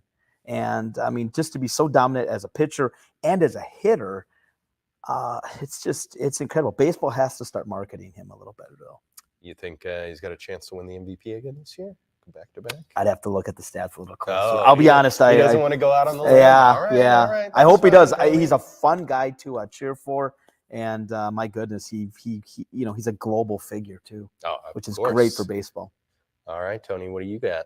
Well, this is the game we sold the jersey for what, 1.6 million. 1.5. 1.5. Oh, I'm sorry. We had to, as the years go on, we have certainly would sell for more if it came out again. Yes, yeah. But Magic Johnson playing center as a rookie. This is a full ticket to that game where they clinched the title, and it's got a nice signature on it. 82 NBA champs, and Pop 1, none higher. Just a rare ticket from probably the biggest game of his career. I mean, he still says to this day it's the greatest game he ever played. Right there out of his mouth. Depicted very well in the Showtime series. That's a great series, by the way. I absolutely loved it. Yeah, and he said so when they got on the plane to go back before they played this game 6, everybody was all distraught. Kareem was out. And Magic sat in Kareem's seat on the plane, which was a no-no. And he said, "Don't worry, Magic's got it." And he delivered. Another great clutch moment right there. Oh my goodness. I mean, just think, I mean, Kareem, I mean, their top scorer is out during the finals. Yeah. You know, on the road, no less. I mean, that you would figure, okay, there's no chance Dr. of us. J, Yes. Magic's hero. It's just unbelievable. And I mean, you know, to have the biggest game of his career as a rookie too, my goodness, especially being a 1-of-1 with none higher. Great ticket. Yeah, what else you got? LeBron James NBA debut ticket stub, which I think it was a game in Sacramento, and the kid on the front of this Baby picture. just a baby photo. I mean, you know, at the time these are printed, you don't really know what's gonna, you don't know who's gonna be drafted and who's going to the draft and all this. Who's gonna play? Exactly, and this is the start of it all in Sacramento, no less, is where LeBron started his career. And you know, it's got very dark borders, so it's hard to find these in nice condition.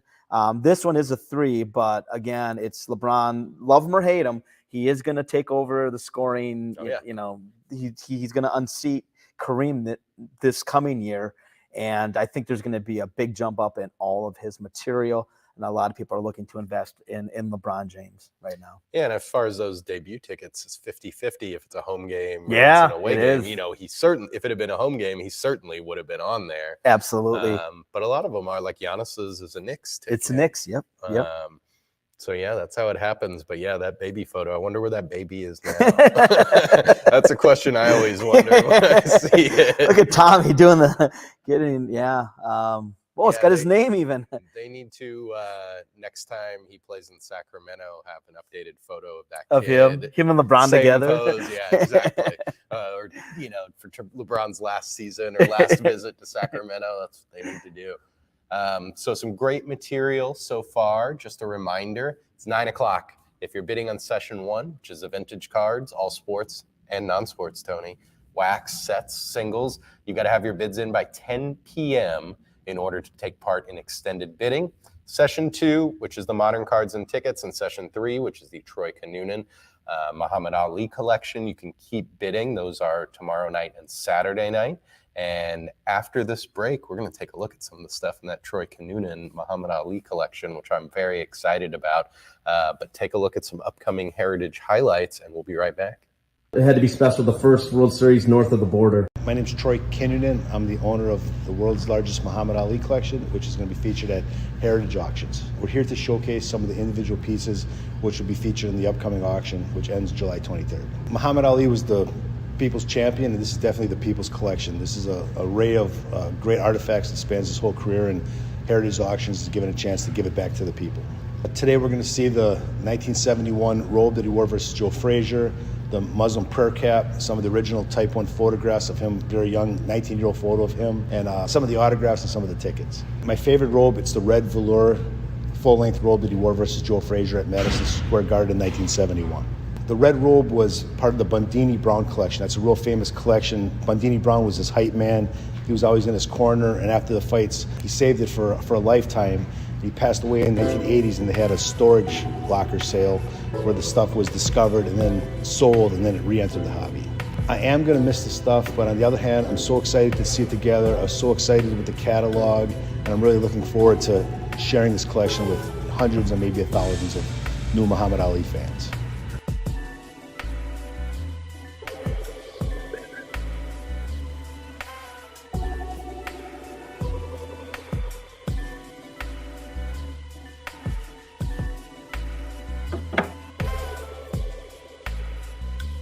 It had to be special, the first World Series north of the border.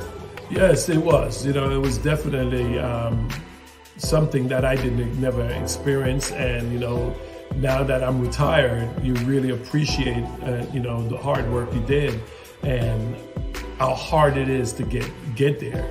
And, saying that this is my 92, the first ring, 92 World Series ring, and which as my hand has even got fatter, or whatever, but it only fits my pinky, right now. Now, that's your original ring, correct? This is definitely the original ring, my 92 World Series original ring.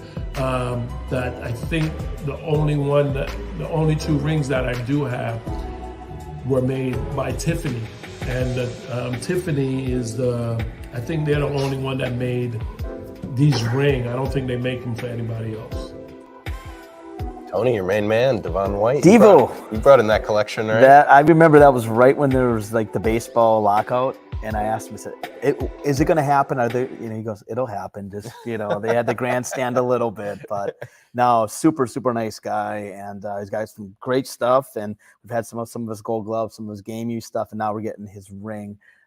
So we're very excited for that. I think the coolest thing about his collection is we sold his game used glove. He only used one glove during his entire major league career. And one just of the best center fielders out there. He really was, and just the use on that, and he just kept getting it fixed, and it looked like it was put together. I mean, there was older parts and newer parts. Yeah, it was unbelievable. But and we talk about this a lot. Athletes are superstitious. Whatever works, they keep. That, especially for a fielder, a Gold Glover, it's such a personal item. Yeah, and totally. I was shocked when I saw that glove. All right, so we are honored to present this weekend the Troy Kinunen Muhammad Ali collection, which it's remarkable and it's voluminous. A lot of times when we have somebody's collection, we say it's got everything, but that is an absolute fact here. 1,600 items. It covers everything from the GOAT's, not just his career, his entire life. It includes the second photo of him taken as a child. Troy bought it from his aunt, and she said she only knows of one earlier photo that exists. It's like a tintype photo of him when he's a toddler. And then all the way to the end of his career, there's fight-worn material, there's training material, there's tickets, there's programs, there's posters, there's awards. What am I missing, Tony? In products he endorsed, autograph, artwork of Muhammad Ali, artwork that Muhammad Ali has done, movie posters from when he became a movie star. What did I miss, Tony? The Fifth Street sign, the Fifth Street gym sign. I remember when he got that, and I mean it was in Miami, and they just kind of kept fixing it, painting it over. It's a such a cool sign from the beginning of his career. And I remember when he got that, I was like, that is so cool. And it came from, I might have been Chris Dundee, I think was where it was sourced from. But there you go. Yeah, they had a gym in Miami, but it's just so many iconic. We're going to talk about parts that of his in just a second. That sign. Oh, I'm sorry. I didn't mean to ruin I've that. got some real points about that. But first, we got to talk about one of the coolest items in there. This is the 1971 Muhammad Ali fight-worn and signed robe from Ali Frazier 1. Tony, how about that? Iconic moment, one of the most legendary fights in history and in Ali's career as well, of course. And that brilliant red, the only time he ever wore red. Famous matchup. Frazier was the champion, undefeated. Ali was undefeated as the challenger coming back from his banishment. And bam, the two titans met. Great fight. Ali ended up losing. And so it was the last time he ever wore red. And let's be honest, it's a great look. It's a beautiful look. Absolutely. I think it's better he than probably would have wore red instead of the white and black for the rest of his career. But those two names, Ali's tied to a lot of famous fighters, but him and Frazier. That's the Russell match. Chamberlain kind of thing, where those guys are linked from their whole careers, and that'd be his number one opponent, I would say. And I mean, I don't think we'll ever see boxing reach the levels that it did back during that time period. It was literally one of the it was stop down moment. It was a top 3 sport. Yes. Is what it was, and everybody dropped everything for boxing matches. And with the closed circuit TVs, and boxing was at a level just as popular as baseball was. And I mean, can you imagine those two guys? Not they were both in their prime too. It's not like one was one was kind of on the way up and one's on the way they were down. both really at the peak of their careers. And, Ali, He'd missed a few years of his he prime. did. Came out with a vengeance. If you've never seen that fight, I highly recommend watching Oh, it. it almost hurts to watch it, just seeing, I mean, the amount of punishment both guys were inflicted. It was just, it's amazing that they could survive that. I mean, my goodness, but yeah, that's one of the best. And warm-ups for other sports are great. They come out, it's a great game-worn aspect, but the robe, the pomp and circumstance That's a whole different level when they enter the ring, and how much thought and time goes into what they're going to wear, what that appearance is going to look at. There's psychological warfare going on with how you act when you come into the ring, especially when you're the challenger like Ali was here, and you got to come in first. So great item, one of those legendary things that we're so glad to see. And this next item is one of the coolest items I've ever seen as well. This is the Muhammad Ali WBC Championship belt that he won for beating George Foreman in the Rumble in the Jungle. How about that? An Ali Championship belt. Somebody's going to win this Saturday night. And there's a photo of him in the ring with it, too. There's a match to it. He's got this great look on his face. He does not look surprised at all. Everyone else on the planet was shocked. He is not surprised at all. He's just like, I told you that I was going to have this belt on right now, and I've got it on. There it is. It's a beautiful piece, brilliant gold and green. And, we sell a lot of rings and awards. We're lucky here at Heritage, and this is right at the top that I've ever had. People who know nothing about boxing know the Rumble in the Jungle. And they can tell you, yeah, it was an upset. People who've never seen a boxing match, that's the iconic fight right there. And this is the result. He won the title, and there it is. Yeah. I mean, you never see these offered. This, we say museum quality piece a lot of times with items. That is one of them. And is there something better? I mean, that's the ultimate achievement, is winning the belt. Here it is. But you made a really good point on the robes, I think, too. Yes. And it really is. There's so much showiness in it, and that red really, really jumps out. But no, the robes, that is such a, because with fighters, I mean, their trunks, collectible gloves are. But the robe is what really sets it off. And you can go over the top with the robe. You put on a mannequin, it'd be absolutely. And what I think about with that belt, if you win that belt, when people come over, you could be wearing Ali's actual belt. Imagine the majesty of it. So what's caught your eye in the Ali collection? I like this one just because it's so early. It's a 1958 Golden Gloves, Ali versus Kent Green, full ticket, PSA 4, and at Chicago Stadium, which I think is really, really neat. But again, I mean, who would have ever thought in 1958 to keep something like this? Yes. People, I mean, I don't know how well attended it was, but it's a full ticket, and it's such an early Golden Gloves. And just imagine seeing the young Cassius Clay just beginning his career.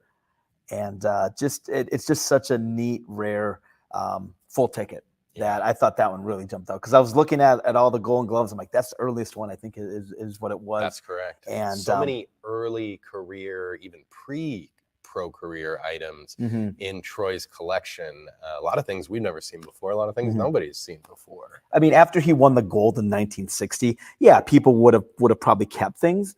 But before that, nobody knew who he was. No. I mean, you'd have to be a really big boxing guy to, appreciate him at such an early stage. Hold on to this ticket. Exactly. This guy's coming. Yeah. Nobody thought of that. Like you said, boxing was so popular. There were so many contenders out there. And it didn't have, you didn't have to play college and work your way up through the minor. If you could do it, you get a fight, you win, you can keep moving up. It was a little bit more of an egalitarian system to become top guy. So that meant there was so many people trying to get involved. So like you said, knowing who at that point so early in their career was, I should hold on to this, or this was memorable, really incredible. And one thing I really love about Troy's collection is the photographs. There's some great images. Impossible to pick the best or your favorite photograph in this collection. He's got personal photos, fight photos, training photos, Ali with celebrities, everything you can think of. But this is one of my favorites right here. So this is Ali with Joe Martin. And this is from 1960. Joe Martin is the police officer that when Ali was a kid, his bike got stolen. He reported it to the police. Joe Martin was involved in boxing, and he said, you should take up boxing so you can defend yourself and protect yourself. And did that change Muhammad Ali's life? I'd say a little bit. So this is Ali after he won the Gold Gloves. It's him with Joe Martin, who pushed him towards boxing, and he's showing Joe the necklace, the gold glove necklace that he won for winning the Gold Gloves. And I just love the look on both of their faces. Martin, full of pride. Ali, full of pride and happy there. And, in the 60s, this is in the 60s in Kentucky. You can't understate a white guy and a black kid, and they had this connection, and it worked out for them. And this is just a very poignant photo. And you've got the Louisville KY on the shorts right there. And it's very Louisville, clear, Kentucky. too. It's crystal clear. And no, it's such a cool photo. Is he shaking his hand? Shaking hands. No, they're shaking hands, too. So we've got another photo from that same shoot, which is actually right behind us. It's Ali himself in the fighting stance there. Oh, yeah, he's wearing the necklace. So Look at he's that. wearing the same necklace. So two very cool photos from that same fight. Another great photo right here with an added twist is this next one. It's a 1960 Inner City Gold Gloves team photograph. Got the whole team there. Ali's in the front row on the left, unmistakable. Oh, yeah. Yeah, Okay. there he is right there, very young. So that's cool. I love young photos of athletes, before they were great. But the special thing about this one is if you look on the back, team signed by the entire team and the coaches, including the GOAT. And this is the earliest known Muhammad Ali signature right here. So it's got PSA, it's got Beckett on it. Very early there, it's not even really a signature. He was just signing his name. So that's huge. I love the old signature, and you've got the young photo of him as well. What a cool item. That thing could go crazy because, there's vintage autographs and, the Cassius Clay signed in the 60s always have much more value. This is an entirely different level. Yeah. Being a type 1 photo and being his first autograph, that thing could go absolutely nuts. Yeah, and collectors love those bookend things. So to say you've got the earliest one and his Gold Gloves team photo, very cool. And then next, Tony, you mentioned it, and this is such a unique item. That's what's great about Troy's Ali collection, is there's so many things that you think, how does he have that? Yes. How is that available? Somebody's going to win it. This is the 1950 to 1993, people, Miami Beach 5th Street Gym sign, the sign that hung outside the legendary gym. Muhammad Ali trained there. So many luminary boxers trained there. And we've got some great photos there. I love the photos with that in the background. You can see the sign in the background, and Ali gets older, the sign gets older, but it was still there. And another great thing about this sign and that gym, the famous meeting between Ali and the Beatles occurred. That's where it was? I didn't know that. At this Miami Street Gym, they were there for a concert. They met Ali. A lot of great famous photos where he's pretending to hit them. He's standing over them. The standing over one, I remember. So one day in history, all 4 Beatles and Muhammad Ali walked under this sign right here. And it can be hanging in your place Monday. With the belt, too. With the belt, yeah. You might as well buy the belt. Because let's get everything. But yeah, very special piece there. And boxing fans and historians are very familiar with that gym. Great place to train because of that Miami heat. It was right there by the beach. You get a little extra advantage from the natural surroundings of the gym. Think they had air conditioning in there? I don't think so. No air conditioning. That is correct. What do you got, Tony? Bundini Brown, who was Ali's confidant. Ali was there when he passed away. This is his personal ringside jacket that he wore. And Bundini Brown was with Ali the whole way, from the beginning till Yep. the end of his career, and did a very dedicated to Ali. And it's got the Bundini on the front, which I love the embroidery. Good look. As we talked about, the black and white Yep. color motif there for Ali and his team. And no, but when you think of Ali, you really think of his trainers, and Bundini Brown was there the whole time, and just a cool piece. And I love how they have the Muhammad Ali on the back of it too. Yeah. So again, we talk about putting things on mannequins. That one is catered for a mannequin perfectly. Yeah. Great display piece. Mm-hmm. Another great display piece here. I'd never seen one of these before. This is a Muhammad Ali pinball machine. Tony, I know you took a look at this one. Well, I wanted to play it, but they did not allow me to. So this is from 1980. Very few made, and surely only a handful have survived. But those graphics are incredible. Yeah, I love the back right there. Great piece. This piece was actually featured on American Pickers. Oh, wow. Well. Yeah. And Troy was moved to acquire it after seeing that. People who are into pinball are really into pinball, Tony. I wasn't good at it. No, I am not either. We forgot to ask Troy if he's any good. I wonder if he played on this bad boy. But pinball machines are such a cool piece of that era of history, that 70s and early 80s.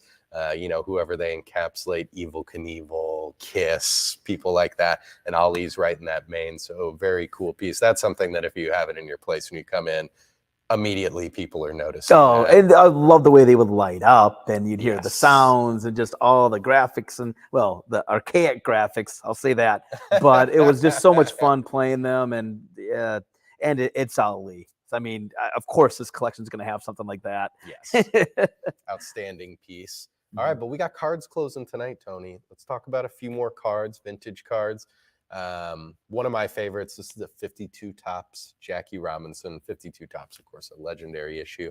Everybody talks about the Mantle. We'll be talking about that a lot in the coming weeks, but I just love this portrait of Jackie here. You've got the bat, you've got the hat, the cap in there, the Dodgers cap, and that grin and him looking up. I just think it's a very poetic image. This is a very nice example, the X Mint 6 from PSA, and the background on this example is really vibrant and bold, which is what people are looking for. And then next, another unique one. We talked about the 61 Mantle dice game test issued at the top of the show. This is another test issue right here. 1968 Topps 3D test, Roberto Clemente. This is a PSA Gem Mint 10, Tony. Look at that. Huge step love forward. it. Yeah. I mean, when you and I were growing up, we had Sport Flicks. Yes. This is the era before. The precursor to that. Yes, it is. And it's Clemente. We talk about Robinson. You talk about Mantle. Clemente's another one that is just, these guys they're through the generations. They never lose popularity. Yes. You go to a baseball game now in Pittsburgh, there's not much to really cheer about, but you'll see T-shirts of Clemente. You'll see his jersey. The statue out front. It's a beautiful statue. I actually went and saw that, and it was very impressive. Yeah, one of the best player statues out there. Very well done. But I'm a big fan of this issue. Another test issue, regional release. Only a few came out. And this one's a PSA 10. Amazing offering here. And somebody's going to take that home tonight, Tony, right? 68? Yep. Wow, Vintage. 135,000. That's Yeah, big number there for it already, but I think it's going to go a little higher. And I also like to pick out some of the cards from athletes that I think are underappreciated, undervalued, and Campy certainly fits the bill there. This is the 49 Bowman Campy rookie. I'm a big fan of this one. Another one like the Aaron rookie, that orange background really has a great effect and is aesthetically pleasing. And I like his steely gaze here. Not many rookies would do that on their first card. No. Usually they're smiling or they're kind of weird. They're not used to it. But he's all business here. And this is a PSA Mint 9, only 2 higher. Campy 3 NL MVPs. I was going to say he won multiple MVPs, and he was so dominant catcher, and era of great catchers. He was one of the best, and I think he's someone that if you're looking for like who's next? Who isn't recognized? You know, who deserves more? He's a great credit? candidate. Campy's one that could start moving up the charts, and this would be a great example with his rookie right here. Yeah. No, I mean, and it's high grade. That's the thing too. You just can't find these cards in high grade, and you're not going to see a lot more coming out. I mean, there's not going to be a find of these, I don't think, ever coming out. Or maybe there is, and if you have them, please give us a call. HA.com. And then another burgeoning demographic in the hobby is signed vintage cards. So I had to talk about this one. This is the signed 52 Topps Willie Mays, another iconic card, and great signature from the Say Hey Kid here with the PSA 9 autograph from Mays. Love that one. I think that area of the hobby is going to continue to go up just because it's so rare. People did not get these signed, even though these guys would be at autograph shows later. That was just a no-no. You're not getting. You'd get scolded is what would happen. Yeah, if you bring it to Mantle, Mantle would probably if you had a 52 Topps Mantle and you brought it to him, he would say, I'm going to kill the value of this. And he wasn't lying. And, you know, it was taboo to get rookie cards signed.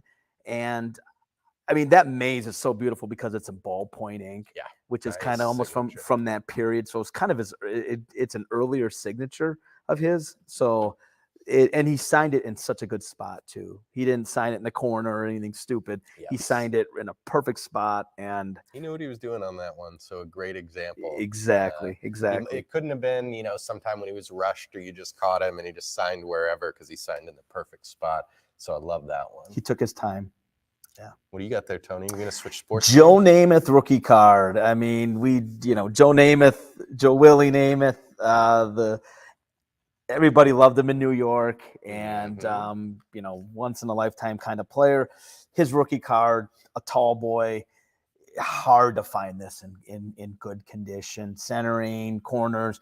This one's got it all though. I mean, this one, it is graded a 4, but it's a really nicely centered 4, and he was the perfect guy for the AFL to kind of for them to pin their future on.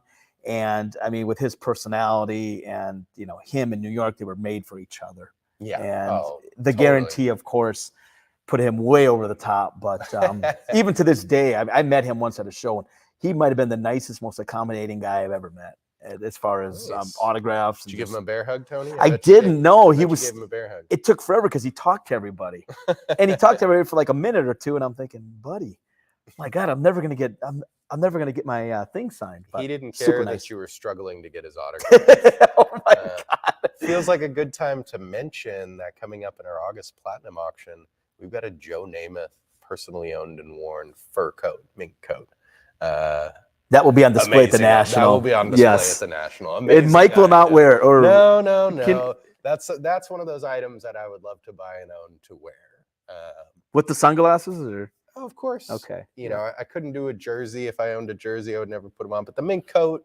That's a different level. If I owned it, right. I think you're okay to wear Namath's mink coat. If you the belt and the mink coat. Yeah. Boy, you're going to turn some major heads that way.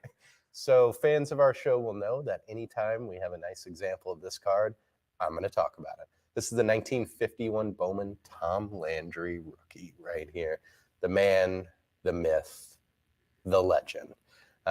Great example here, PSA Mint 9. And, I mean, we live in Dallas. I'm a Cowboys fan.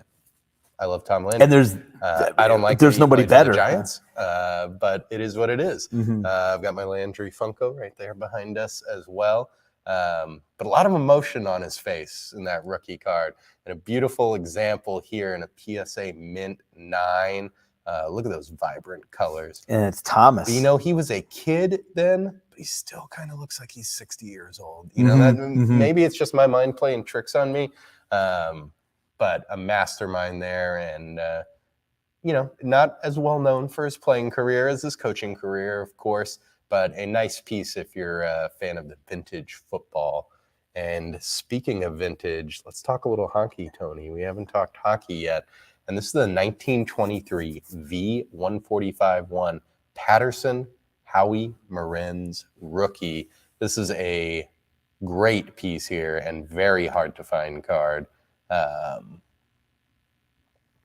going to take a look as well. Great one.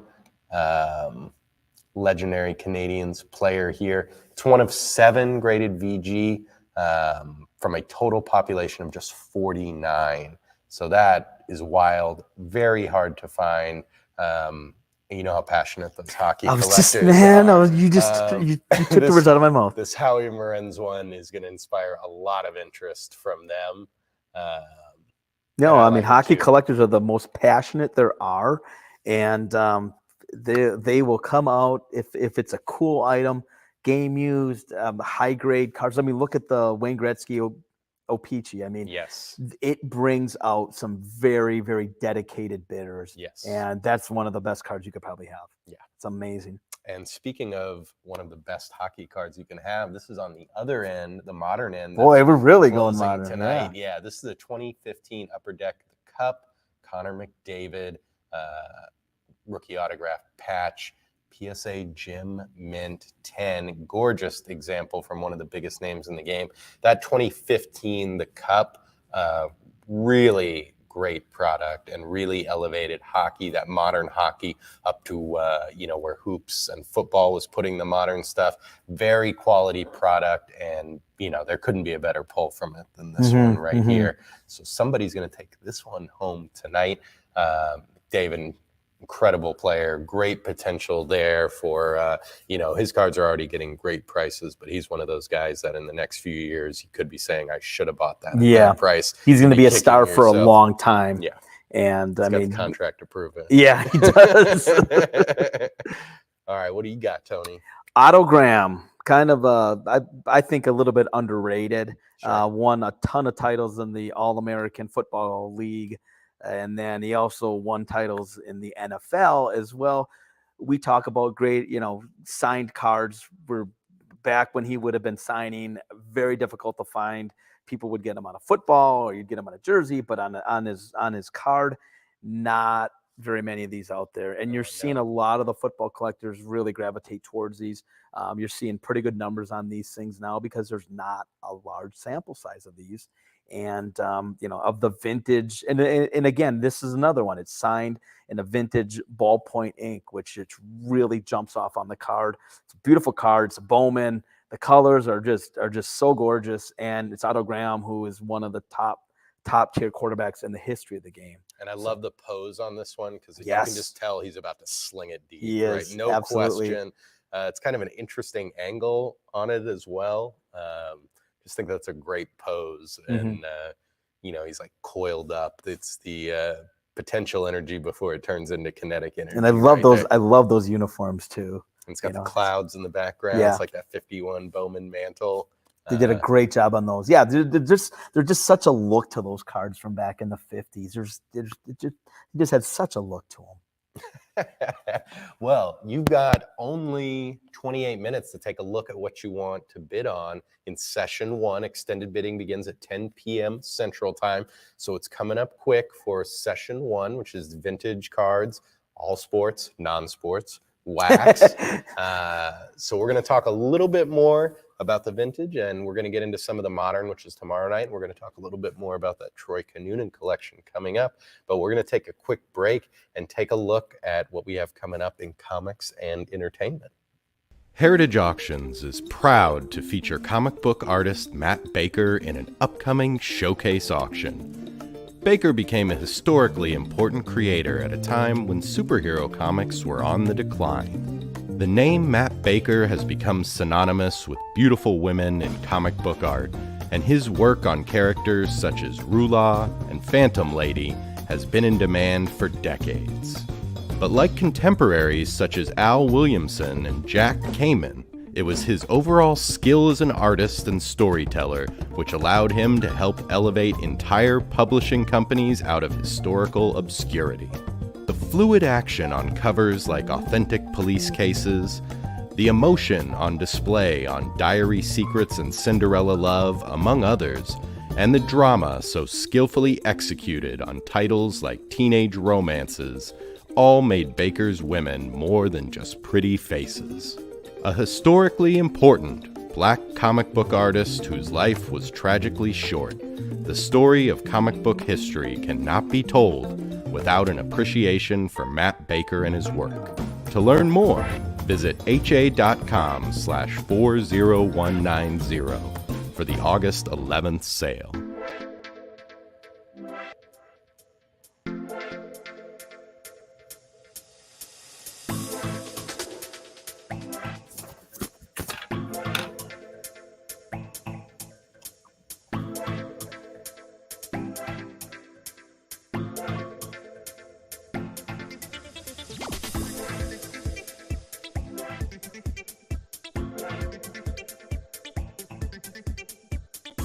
I love working with these puppets. I think they're probably some of the most exquisite stop motion puppets that have ever been made, and it's a real pleasure just to get them out of their cases again and to pose them and just handle them again. These character designs are based on Tim Burton's sketches, and that's what he provided to the team of artists. As they set out to build these puppets. So you can, hopefully they still convey that spirit. Well, it took a team of artists maybe almost a year, 6 months to a year to bring Tim Burton's sketches to realization as these three-dimensional puppets. And these were made by a puppet building company called McKinnon & Saunders in Manchester, England. And they're regarded as the finest puppet makers in the field of stop motion. These are the puppets that were used in the final scene of the film, the climactic battle between Victor and Barkis, Bittern, the villain of the story. And here you can see he still has his prop that he uses in his sword fight, this fork. And Corpse Bride has her bouquet for walking down the aisle for her wedding ceremony. So these were used in that final scene. Tony, I know you're a fan of the Corpse Bride. How excited are you about those puppets right now? I can't wait to see them. I can't wait to see them. I'm actually going to go there and check them out after we're done here tonight. They are on display in our gallery right now. We were just talking about how tough it must be to do that stop motion animation, all those details, moving them just slightly and then doing it all over again. 55 different departments Heritage has now. Is it up to that now? I remember when it was 35 and then 40. Video games and VHS tapes, a little bit of everything, whatever you're into. I know you guys are probably into Derek Jeter. A lot of people are into Did you Jeter. watch the documentary? I did. I watched some of it and it was really good. Yeah, very It good. was really A good. lot of people asking, is this going to be like Last Dance, that, a documentary can vault someone whose material is already doing very well, no question, but take them up to another echelon. I think there's a potential there for Jeter. His stuff does good, and he's a Yankee, of course. But to do it to get that fervor of everybody, like, I gotta have something Jeter. But we're about to find out, because we have one of the most incredible Derek Jeter collections known closing tomorrow night. Every Jeter entry, most PSA 10s, really special collections. A lot of Jeter cards I never even seen before in person. These real rarities.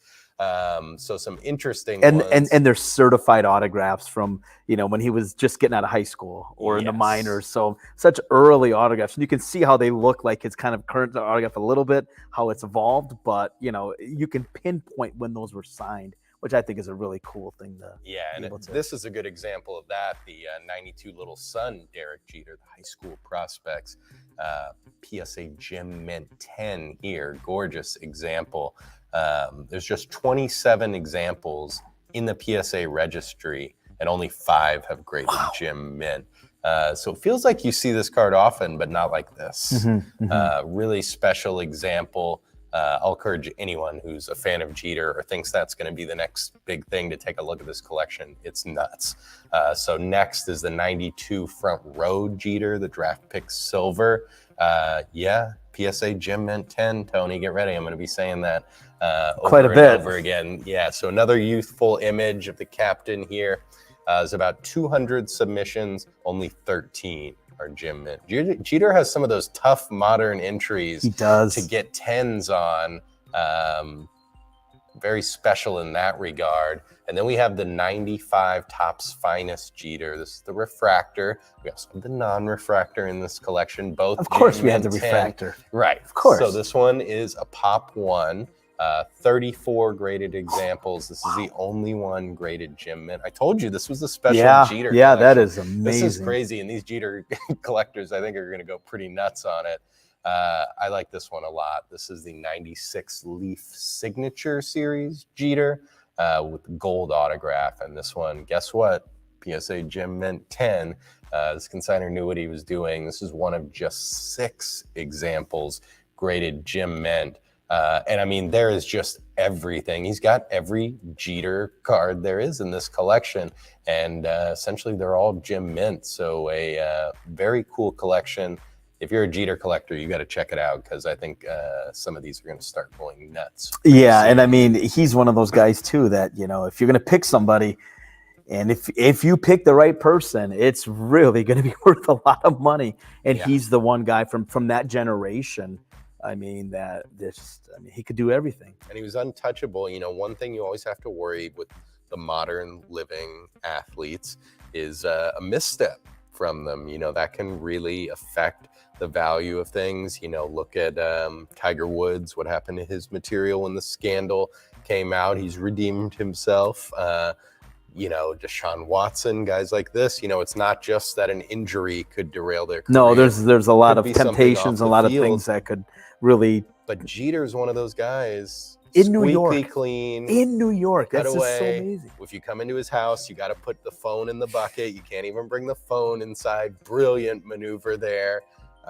So I think a really safe investment. We're not breaking new ground here saying Derek Jeter is a safe investment, but I am announcing that this collection is bananas. Yeah, you should absolutely. check it out. It's closing tomorrow night. What do you want to talk about, Tony?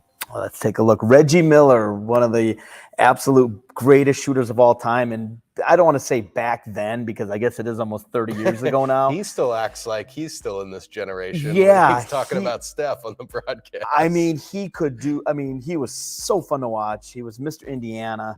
And this is his rookie card in a Gem Mint 10. These usually, you know, a lot of times, again, with centering, those mid to late 80s cards, so often centering was an issue with these. But this one here has got it all. It's a Gem Mint 10. Just a great card of a guy that, you know, was a little ahead of his time. I would say that. I mean, he had a lot of sizzle and he could do everything. But he could take over a game. He could save a game. He could save his team at any moment. And he was a fun player. He might do a little trash talking on you as well. Yes. He could. He was just as good as anybody ever. As a Knicks fan, I can say I'm not a big fan of his. But yeah, that's a underrated card. And, you know, one thing thinking about that, the way the game has changed and the three-pointer, you know, he was ahead of his time, ahead of his time. He was. And, you know, now especially, you know, that 80s basketball, so collectible. You know, you had the 86 set. Well, that's going to spill into the 87 set. Yeah. So, you know, it'll kind of keep pushing towards that because there's some great rookie cards in that set. And I mean, Reggie was just such a fun player to watch. And he does announcing now. Yes, so he's still in the public eye. He's still in the spotlight. So. Look at him as a rookie there, all of 70 I pounds. know. Going at it. Trying to be as good as his sister who would, Yes. you know, score 100 points. So while we're speaking on hoops, seems like we should probably mention there's a PSA 10 Jordan rookie closing tomorrow night. Always a popular card, but has become one of the Mount Rushmores of the hobby in the last couple years. It's taken on a life of its own. So really always has. interesting to see what they're going to do. Then we were talking about signed cards earlier. We've also got a signed 86 Fleer Jordan rookie that's closing tomorrow night. Really nice example. The authentic signature from PSA. And you just don't see the sign. He won't sign him copies where- anymore. He'll forget it. never do another sign. I don't think. I mean, he's a billionaire. What if he needs the money? Or, you know, needs a quick cash infusion? He could sell some more shoes because I mean, exactly. but I think he could sell his golf pants and golf shoes. Those have been doing well on our auctions. If you're a Jordan fan and a golfer, we've got some more of those coming up as well. And if I love that about this card is it's a vintage signature too. Yes. And he had that nice autograph, every letter spelled out perfectly. And yeah, I mean, it's just so difficult to find these signed. Again, I mean, this card always had decent value, so people tended not to get it signed. Yes. And now, good luck ever getting to him again. Yeah. We know we're not getting to him. No. We'll I've tried. And see him on the golf course. Yes, maybe. exactly. Then, of course, we've got an 86 Fleer unopened box. The prices for these have gone crazy. Tony, I just did this because we need a fan out there to buy us one to pop open. I'd love to. I've never opened a pack of this in my life. Really? I've never opened a pack of these. And now it's kind of pricey. Yeah, it's getting more and more. I remember when they're 60,000, then they're, then they're 80. Now they're 100, 150,000, 200,000. It's just unbelievable how that box. I mean, but it's such a. I mean, that's a generation. Yes. That is a generation box, and I mean, with the Jordan, with the other guys too. Yeah. Barkley's in there. My main man Ewing's in there. Come that's on. one thing that all that 86 Fleer that, a couple years ago for a while, prices were just skyrocketing and going crazy. Everybody thought it was a bubble and it was just going to burst and go back down. So now at this point, I think they've kind of settled in at good values, reliable values for, the PSA 10 Jordans, the PSA 9 Jordans, the wax packs, which we also have, and then the wax boxes. So I think once that happens and it gets to that point where those big items, they go crazy and then they kind of settle back and then they can start kind of climbing back up. It's still iconic. It still has that cachet. So, they're right around the 150 to 200, but always very interested to see what those boxes do. And then we haven't talked LeBron yet, Tony. Who? LeBron, he just played in the Drew League. Can you believe it? He covered up the Adidas logo with a piece of tape. Reminded me of Jordan using the American flag at the medal ceremony in '92 to cover up the Reebok logo. But a beautiful LeBron here. This is the 07 UD's exquisite, the number pieces and beautiful signature, and it's number 23 out of 23. So very nice layout there with the number pieces, 23 right by the 23 numbered out of 23. That's a special LeBron piece that is going to find a new owner tomorrow night. We almost take him for granted now. He's been so dominant for so long. And, we talk about Jeter not having any scandals. This guy hasn't had any scandals either, which, a lot of people, you love him or you hate him, but the guy has really led a respectable life, and he's done a lot of good, a lot of charity work. And his high school sweetheart. He did, yeah. Bronny's coming up now. That's going to be interesting because at some point he's going to sign with somebody, and they're going to start making cards of him, and the dual ones. There's going to be LeBron and Bronny cards. Oh, there has to be. No question. Absolutely, yeah. So I mean, that'll be exciting. And can they play together, or are they going to play against each other? I mean, it would be just amazing. I mean, he's already said he's going to go where they draft him because he wants to play with him. Yeah. So I like that. It's a weird aspect to the draft because right now, maybe he's draftable, maybe late second. There's still time for him. But then you get his dad to play there too. You get and just LeBron's still a great player, still an all-star, still a top player. But all the attention and the ticket sales and the jersey sales, goodness. Teams are thinking about that. Sacramento Kings, they had his debut game. Maybe they think, what a way to end it, right? Toss out a pick on Bronny and we'll bring in LeBron. And, very interesting what's going to happen there. But I love that LeBron card there. That's going to close tomorrow night. We've got 13 minutes till extended bidding begins. Tony, what are you going to talk about here? LeBron James Summer League debut full ticket. Now Good they played here. And he played against Dwayne Wade, so it was both of their debut tickets. And again, we talk about the Vegas Summer League. It's starting to really gain popularity. They're showing them on TV, a lot of these games. And you talk about that was his first time that he was a professional athlete. And in Vegas, got a paycheck for that game. Yeah, so he did. Yeah. So, I mean, but again, these are, there's not a lot of these out there, and you just can't find a lot of fulls from that because they didn't make a lot of them. Right. It's not they didn't have 15, 20,000 people in these venues. There was a much smaller crowd, more for, the teams and scouts and that kind of thing. Yes. That's more who it was catered for. So to get Very a full little ticket, media attention Yeah. back then. Things even have even though changed even this though year. yeah, exactly. And even though it was LeBron, it's still not. You don't see a lot of these tickets. Yeah. We had the Kobe full ticket from his summer league earlier this year, and that did a crazy number. It was the only known full ticket because it was a sellout. People were waiting around the street, so somebody didn't use the ticket. But given the attention, there's been a lot of talk lately about that summer league and the NBA and how they're making that a focus and trying to get a little more attention in the summer. So I think that could affect items from that summer league, which 2 years ago and before were completely overlooked. Yeah. If somebody came to us with one of those tickets, we probably would have given them an appraisal and passed on it. Exactly. Now, things have changed. They have. Oh, you got another good ticket here, Tony. Michael Jordan's last game in Chicago as a member of the Bulls finals ticket. Everybody knows he hits the shot in Utah to win the series, but this is his last game as a Bull in Chicago. And I remember going to Chris Nair and I went to the Eastern Conference Finals Game 7, and they had a billboard for that game. It said Michael Jordan's last game ? Which it wasn't, because they won. Then he went to the finals. Yep, I remember that. And but his last game as a Bull, I mean, just such a cool piece. And he That's changed what I the like game. about these ticket aspects is you can find those little niche, interesting aspects. Because the finals game, the shot game from that season, of course, a lot of people kept that.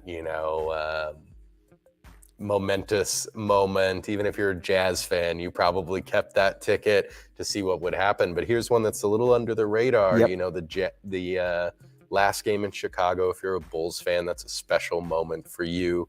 Cool little aspect. Yeah, good, it is. Good eye there. Speaking of cool hoops objects, we haven't talked about Steph Curry yet. NBA champion. He did it all himself. Remember? 2009 Panini Threads Steph Curry here. Very cool card, the rookie collection materials. And this one is a BGS near mint 8.5 with a 10 auto. Look at that baby face assassin there. Unbelievable. Yeah, he looks so young there, but still all business. Steely hard. Looks like he knew what he was about to do. This one's number 20 out of 25. He's such a likable athlete too. He is. He is. And good golfer too. I saw. Is he a good golfer? Okay. What I'll say is, he changed the game. You talk about Chamberlain, you talk about Jordan, you talk about some of these guys. Steph Curry changed the game the way it's played. So I think for investors and people looking to, hey, what's the next big thing? Of course, he's won his titles, but Steph Curry is a guy that the game is totally different now because of him. And solid as a rock investment. He is. He's done it on the court. He's established. He could score not another point, and his legacy would be assured. And another guy that you don't need to worry about. Exactly. The court. These next two really interesting. In fact, these next three, a couple dual cards here. I really like this one, the Passing the Torch. This is the 2010 Panini Elite black box, and this is Kobe and Elgin Baylor. Elgin Baylor, one of those guys that is kind of under the radar and maybe doesn't get the respect he deserves. People don't realize how dominant he was. So a cool one here. A lot of Laker legends, of course. There's plenty of representation in the top 50 and the top 75 for them.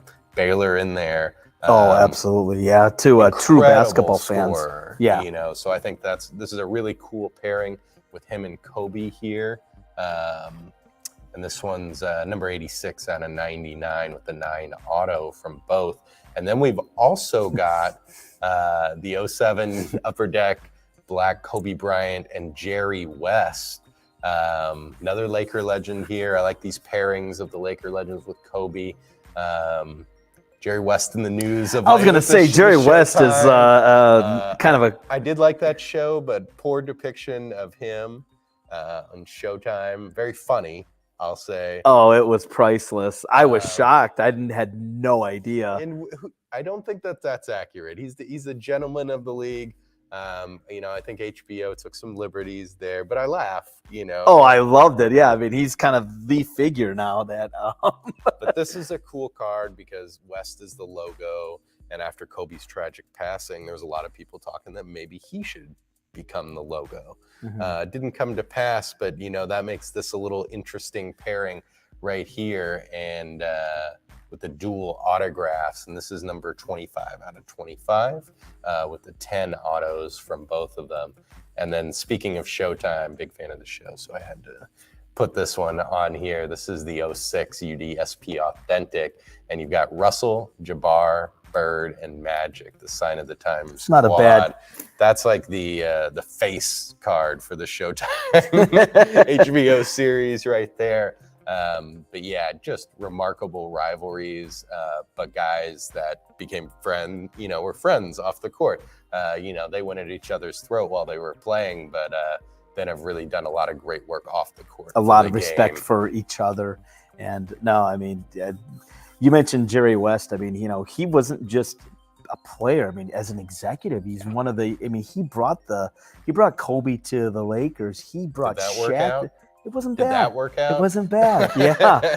He's a guy that kind of like a Pat Riley that just, he has lived so many different basketball lives almost. And as far as moves, Kobe Bryant for Vlade Divac has to be the biggest robbery in NBA history.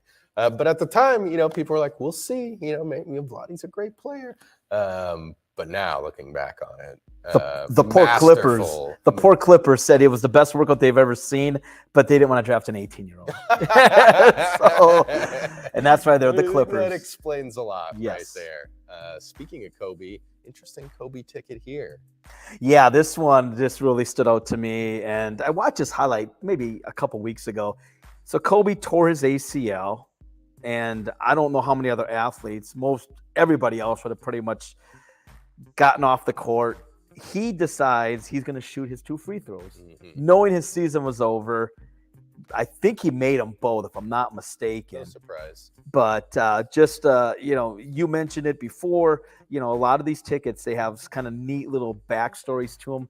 This one here tears his ACL, does shoot the free throws, and then has a nice full year of rehab, which everybody probably dreads if you ever have that unfortunate injury. But you might have the 81-point game.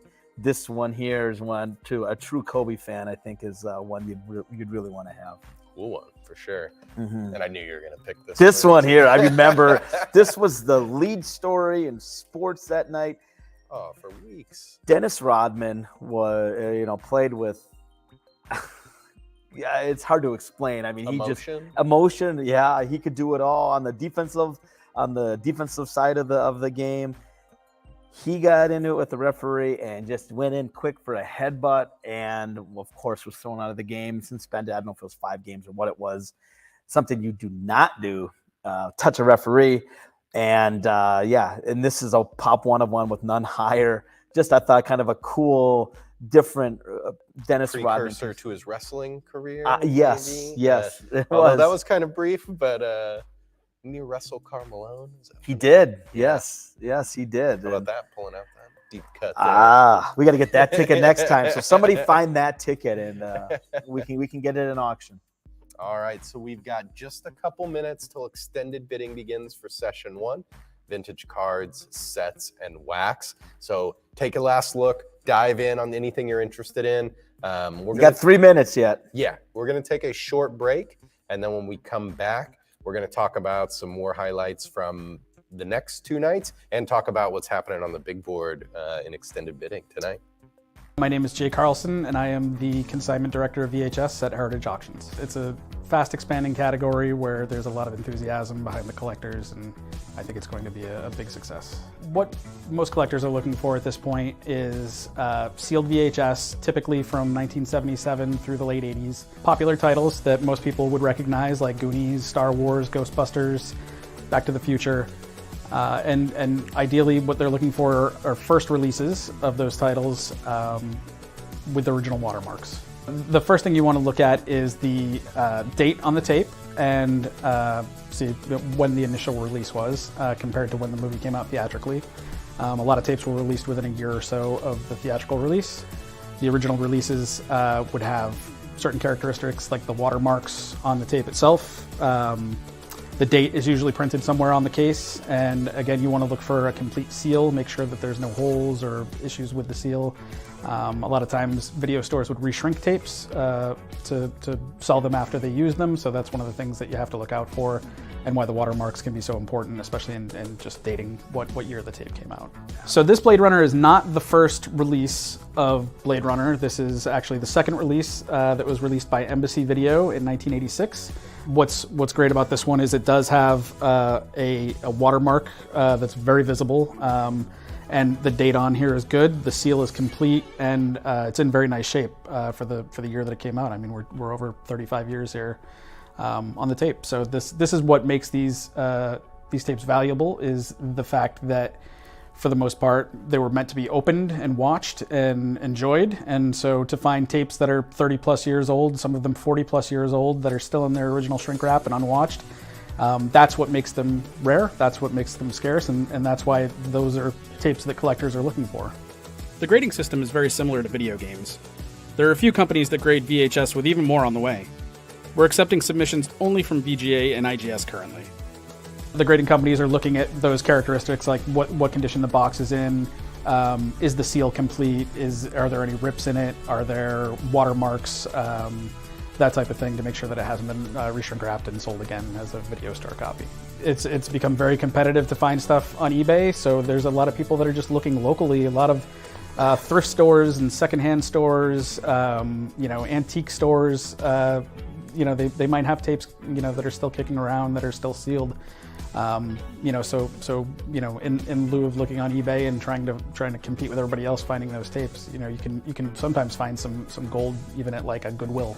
Movies are sort of a thing that connects everybody, and so everybody's got a favorite movie, and so I think as a collectible it translates to many different demographics. So it's interesting just to talk to all these different people and see what they like, and ultimately that's what makes VHS collecting fun, is just that everybody's got favorite movies, and everybody's into a certain type of thing, and so everybody can collect what they like. There's so many different kinds of movies from so many different years that it makes it kind of fun.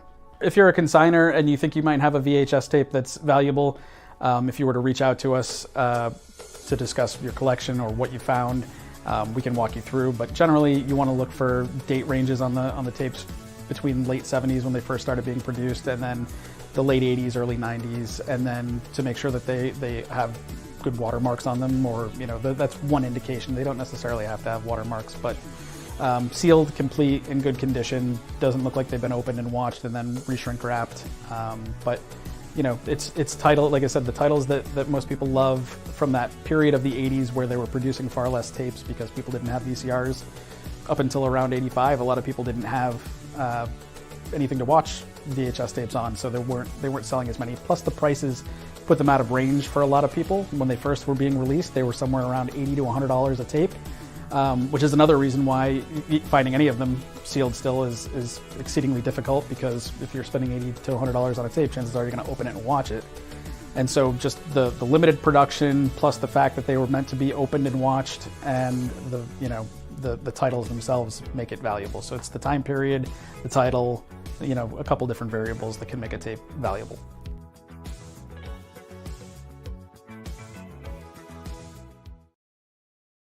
Tony, sealed? I don't think so. Yeah. I watched them. I mean, growing up where I did, I could narrate a lot of these like highlight films because I'd watch them so much. The 89 Packers I could do. 87 and 88 Brewers I could do. What did the Packers do in 89? 10-6. Okay. Yeah, they missed the playoffs. Minnesota won the last weekend. No, they went on Monday Night Football. Yeah, but I would watch them because for Christmas we'd get the highlight films, and from then until the beginning of the year, I would watch them over and over and over and over. Probably good to watch them. I don't think those 89 Packers highlight films were going to have a lot of money behind them. No. I wish I did have one, though. It was such a good memory on those. I love those things. But that VHS department, the newest department at Heritage right It's there. amazing. What's the next big thing? We always try to figure it out, and it's cool to see. Heritage evolves. They'll try new departments, which I love seeing. Yeah. New collectibles, and it's our comics department that gets to birth all those new departments. They had Really, you're video right. games as part of it, then Pokemon, and then now VHS. Comic art and illustration art came out of there, so we should keep an eye on them. They're across the hall from us. But extended bidding is going on for session 1 right now. If you had bids in, you can continue bidding. Now, if you're bidding on the modern side or tickets or the Muhammad Ali auction, you can still keep bidding on that. No reason to stop. In fact, keep bidding. 2 items I did want to note that are on the vintage side just because they're so cool. This one's the 1888 Joseph Hall cabinet Tim Keefe. We're going Tony, way back. You know why I brought this one up? Because look at that stellar mustache. I was waiting for you to say that word. There, great. Always a highlight. Mustache. Yeah. Beautiful piece here. Incredibly rare example. These were made in very low quantities, regional sales only. So for it to survive And a Hall of today, Famer too. Yeah, 342 pitching victories, still 10th all time. How about that? And kind of feels like he's safe. I think he's pretty safe. Yeah, I don't There was think this period where you're like, these guys are going to start, in the 80s and 90s, and you're like, they're going to start knocking all these old-time guys off, but they prevailed. They're still in there, and it kind of feels like they're going to stay there for a while, at least now. Getting half of those victories would be remarkable now. Yes. The game has really changed. And then I really like this one, the 1906 Fan Craze NL Honus Wagner. This one, a PSA 8. This is one of those game piece issues. So a PSA 8, that's wild. But what I like about it, it's the same Carl Horner image that's used on his T206 card. Not many of us can afford a Honus Wagner T206 card. Nobody in this room can, I know. What about Sorry Tommy? to the 1,000 people that are in the stands here. Tommy says no, he can't afford it either. If you come across one, Tommy, you know where to bring it. But that's such an iconic portrait. So here's one that's a little bit more affordably priced, that it's got the same portrait, bigger one. Actually, the portrait's a little bigger. So this is like a 5,000-ish card, although I see it's over 7,000. So no surprise there, but cool one here. This next one's on the modern side, so it's going to close tomorrow night. But this is one that's been rising up the charts, as we say, the 1991 Topps Desert Storm Chipper Jones rookie in a PSA Gem Mint 10. Those Desert Storm, or Desert Shield are just tough to find in general. Because not a lot of them made it back here. Yes. They didn't have holders to put them in when they opened up their packs. Probably most of them got thrown away. Yes. And it's such a difficult card. And, that's during the, quote, junk wax era. Yeah. So these are limited. And, if you want limited edition 90s cards, that's it right there. Yeah, so that's a tough one. A Hall of Famer, Gem Mint 10, like you said, there are so many condition issues when you can find them. So this is one that I think is a really good investment. If you can get to it, it's at 9,500 right now. I think that's going to go higher as well. And then this next one, an unquestioned legend. This is one of the nicest Pujols cards that exists. This is his own 01 Bowman Chrome rookie, and it's a Gem Mint 9.5 with the 10 auto, though.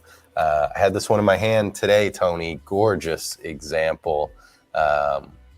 Beautiful one there, and eager to see what that goes for tomorrow night. Yeah. No, I mean, and Pujols, this is his last year, and he was a guy who dominated the sport for so long. One of the greatest hitters ever. Yeah, he was fun to watch, and I know against the Brewers, I was like, man, this guy he has no weaknesses, but they had no chill for your Brewers. No, none at all. But it was fun to watch him play, and I mean, very few have ever dominated like he did. Yeah, or has done. What do you got, Tony? So we got Albert Pujols, staying with Albert Pujols. We have a signed MLB debut and his first hit ticket stub. And I just, he's one of those guys that, you talk about a Trout and guys like that. I mean, Pujols is definitely is on that level. And he wasn't always the easiest guy to get an autograph from, but this one here, his debut and his first hit ticket that's also signed. I think his memorabilia will continue to rise because he's one of the few guys from that time period that didn't get embroiled in the steroids. Free and clear. Yeah, and most of those guys unfortunately fell victim to it, but he didn't. And just a once in a lifetime type player, and who dominated for 15-20 years. Yeah, and speaking of dominating for over 20 yes, years, parlay right into that next ticket. Randy Johnson. And I mean, you want to talk dominant for a long time. This guy was unhittable, especially for left-handers. For a left-handed hitter, good luck against him. His 3,000th strikeout, full ticket, PSA 8 with a Gem Mint 10 autograph. Again, when you talk pitchers, this guy started out kind of wild when he was in Montreal, but he was really a wild thing. And when you're 6'6", that long motion that he had, long mullet too. Yeah, and a scary looking guy. I remember he came to our booth at the National one year, and he had a camera with him. And he's a big photo taker. Yeah. And I was like, I think they call it a photographer. Yes. Oh, man. We're going to use photo taker anyways. He likes to take photos. I remember that when he came up. Bob Lilly also. Really? Noted photographer. He's put out a few. He's a photo taker too? Yeah, photo taker. Okay. He's put out some photography books. Wow. Mr. Cowboy. But also, speaking of Randy Johnson, we have his game-worn 3,500 strikeout jersey coming up in the Platinum auction. Photo match to it. So you think about what a milestone, especially when you're looking at the pitching game now. 3,000 strikeouts is 3,500. You'll never see guys do that again. But he was so dominant for so long. I don't think you'll see that again. No. Scary. All right, let's talk a little football on the modern side. Hey, next week camps open up. I know, I'm very can't excited. Wait. Tony, we talked about it a few times. I'm coming to Green Bay. All right. The Cowboys Packers game in November, but really excited for this season. There is just so much young talent at the QB position. I don't know who you would even pick as like the favorite for the MVP, or who the Super Bowl matchup's going to be. And we've got some great rookies from those candidates, the ones right there, whoever you like. First, of course, we'll start with Mahomes. This is the Panini Donruss Optic 2 Gold. Gem Mint 10, number 7 of 10. I like the vintage look on these for the cards. But a great one there from Mahomes. Obviously, he's already established it, already got the MVP, already got the Super Bowl. He's basically lived in the Super Bowl. I think he's going to get another one. Him and the Bills had the game of the year last year. So still exciting. And, the thing about Mahomes, a lot of people are questioning, well, he lost Hill. How's that going to affect him? I think you could see a little uptick in his value and his statistics. Because he's going to be spreading it around a little more, which that's what he did at Texas Tech as a Longhorn. I saw him dish it all over the field. It didn't matter who, he's getting the water boys 100 yards easy. So he's got that in his game. So good potential there that maybe if he's mixing it up a little bit and not targeting just those two guys so much, he could really take it up a notch. And he's one of those guys that you would pay to go see. Yeah, because absolutely. He's so exciting with the cross throws and all that, and he is just so much fun to watch because you never know what's going to happen. Speaking of road games, went and saw my Cowboys play at Kansas City last year, and he tore them up. I was at the Kansas City New York Giants Monday night game. Oh wow! And it's a cool stadium. But, it's an older looking stadium, but just, being there and seeing the fans, there's such a rabid fan base they have there. One screen Yes. It is the Yep. opposite of Cowboys Yes, Stadium. you're right. Everywhere You're right. you look, like they've got screens on the floor, on the back of the seats, in front of the urinals, everywhere. But there, it's one screen. They show the replay, and then just to a still ad for for one thing. It was a incredible experience. And up next is the guy that I think is Vegas's favorite for the MVP. I can't remember. It's changed a little bit, but this is the Justin Herbert Panini Flawless. Gorgeous one here. Rookie dual patch autograph Sapphire. A lot of people expecting some big things for him. His cards are already performing very well.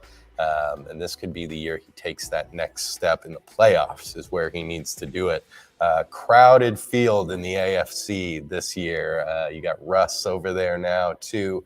That's so right. Going to be very interesting, but beautiful dual patch here. 3 of 10 for number 3. I know a lot of people out there like that match up the uniform numbers with the number there. And he plays the position.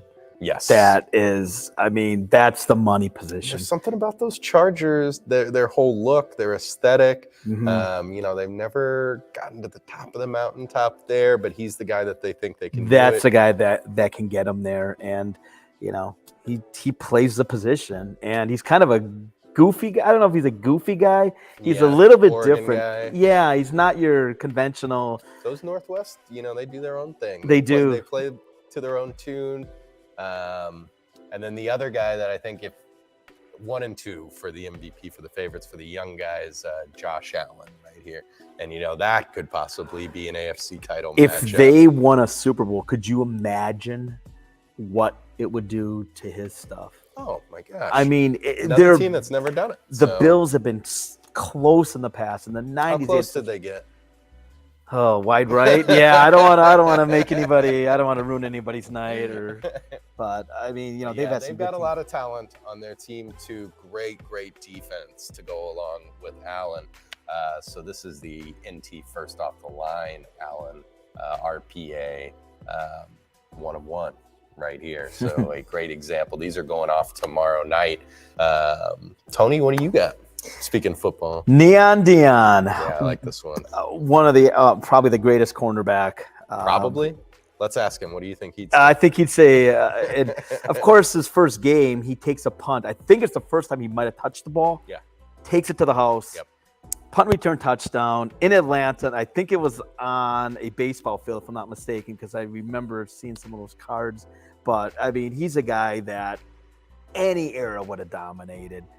One of the fastest athletes probably of all time, and he could literally shut down one side of the field. That's how good he was, and he could play offense if he wanted. He was, you know, he's one of those guys that when he was Just on get the him field and things happen. Yes. When he came to the Cowboys, his first game, Cowboys Stadium, I went. They played the Eagles. Cowboys had the ball on like the 20-yard line. They put Dion in the game. Everybody stands up. They ran a reverse to him. It didn't work. He was going left, and he circled back, and he was losing yards, and then he cut across the whole field and 40 yards for the touchdown. Wow, I didn't know that. That's Never pretty forget that. But great ticket here. It's got those beautiful 80s aesthetics as far as the graphics. Big fan of that. If you're an 80s person, they nailed it with this one. I love the red Falcons because in 91, 92, they went to that black helmet. Yes. This is the red. So they weren't winning much back then, but yeah. And you talk about debuts tickets for the NFL, you know, quarterbacks, there's a chance, you know, guys like John Elway, people probably said, you know, 1-1 pick, you know, I should hold on to this. But a cornerback? Yeah, you don't think of that. No way. And the Falcons probably lost that game, I'm sure, if I had to guess. Yeah. Well, they scored at least 7 points. We know that. Yes. They didn't get shut out that day, at least. So one more right here. We talked about non-sports cards earlier and how in Texas can we not mention this one. The 1956 Davy Crockett rookie. This is the king of the wild frontier. PSA 9, Pop 5, none higher. So I'm really excited to see what this does. Yeah, this is going to have some movement tonight, but I just love that pose. And non-sports cards are really gaining traction. So if you see one out there that's kind of catching your eye, I think you should go for it, because that's a good candidate for something that's going to be coming up next. All right, Tony. We're going to take one more quick break. We're going to talk a little bit more Muhammad Ali. We've got the incredible Troy Kinunen Muhammad Ali collection coming up Saturday night. And then we'll see how you're doing on the bid board. All right. Take a look at this, one of our proudest moments at Heritage. I'm at 16.6 right here, Heritage Live. Any other bidders? Any other bidders beyond that? I'm at $16,600,000. Fair warning at 16 million. Hold on, Dustin's saying, wait a second, I haven't heard from him all sale. I'm at 16.6 million. 16.6 million. I'll take your 16.8. What do you think? 16.8? You want to go to 16.8? He says he's thinking about it at 16.8. New bidder, completely new guy.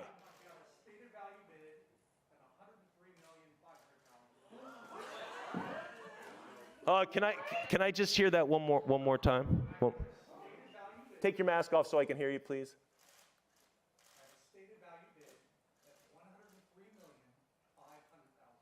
Well, that's one way to do it. Hold on a second. Wow, that's a lot of dough. All right, Dustin, stay standing, please. Let me see your bidder card. Huge moment there, Tony, when we sold the Nobel Peace Prize earlier this summer, $103 million.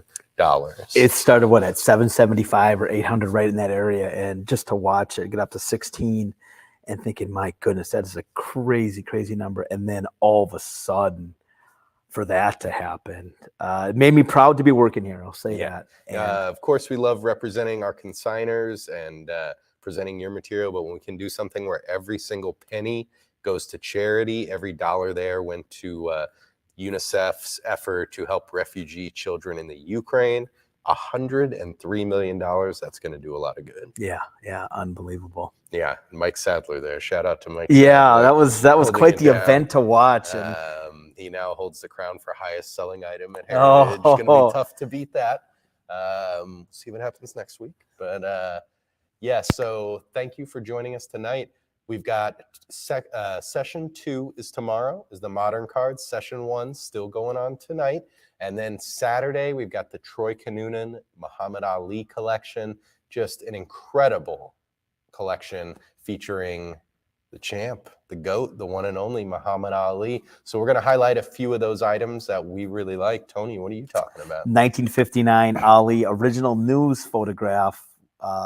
The one right behind us here. It's just such a classic pose, and he's so young, and with that golden gloves necklace on, championship necklace on. Such a neat item, and again, it's crystal clear, and it's a great shot of him as a youngster before the bright lights hit. Yes.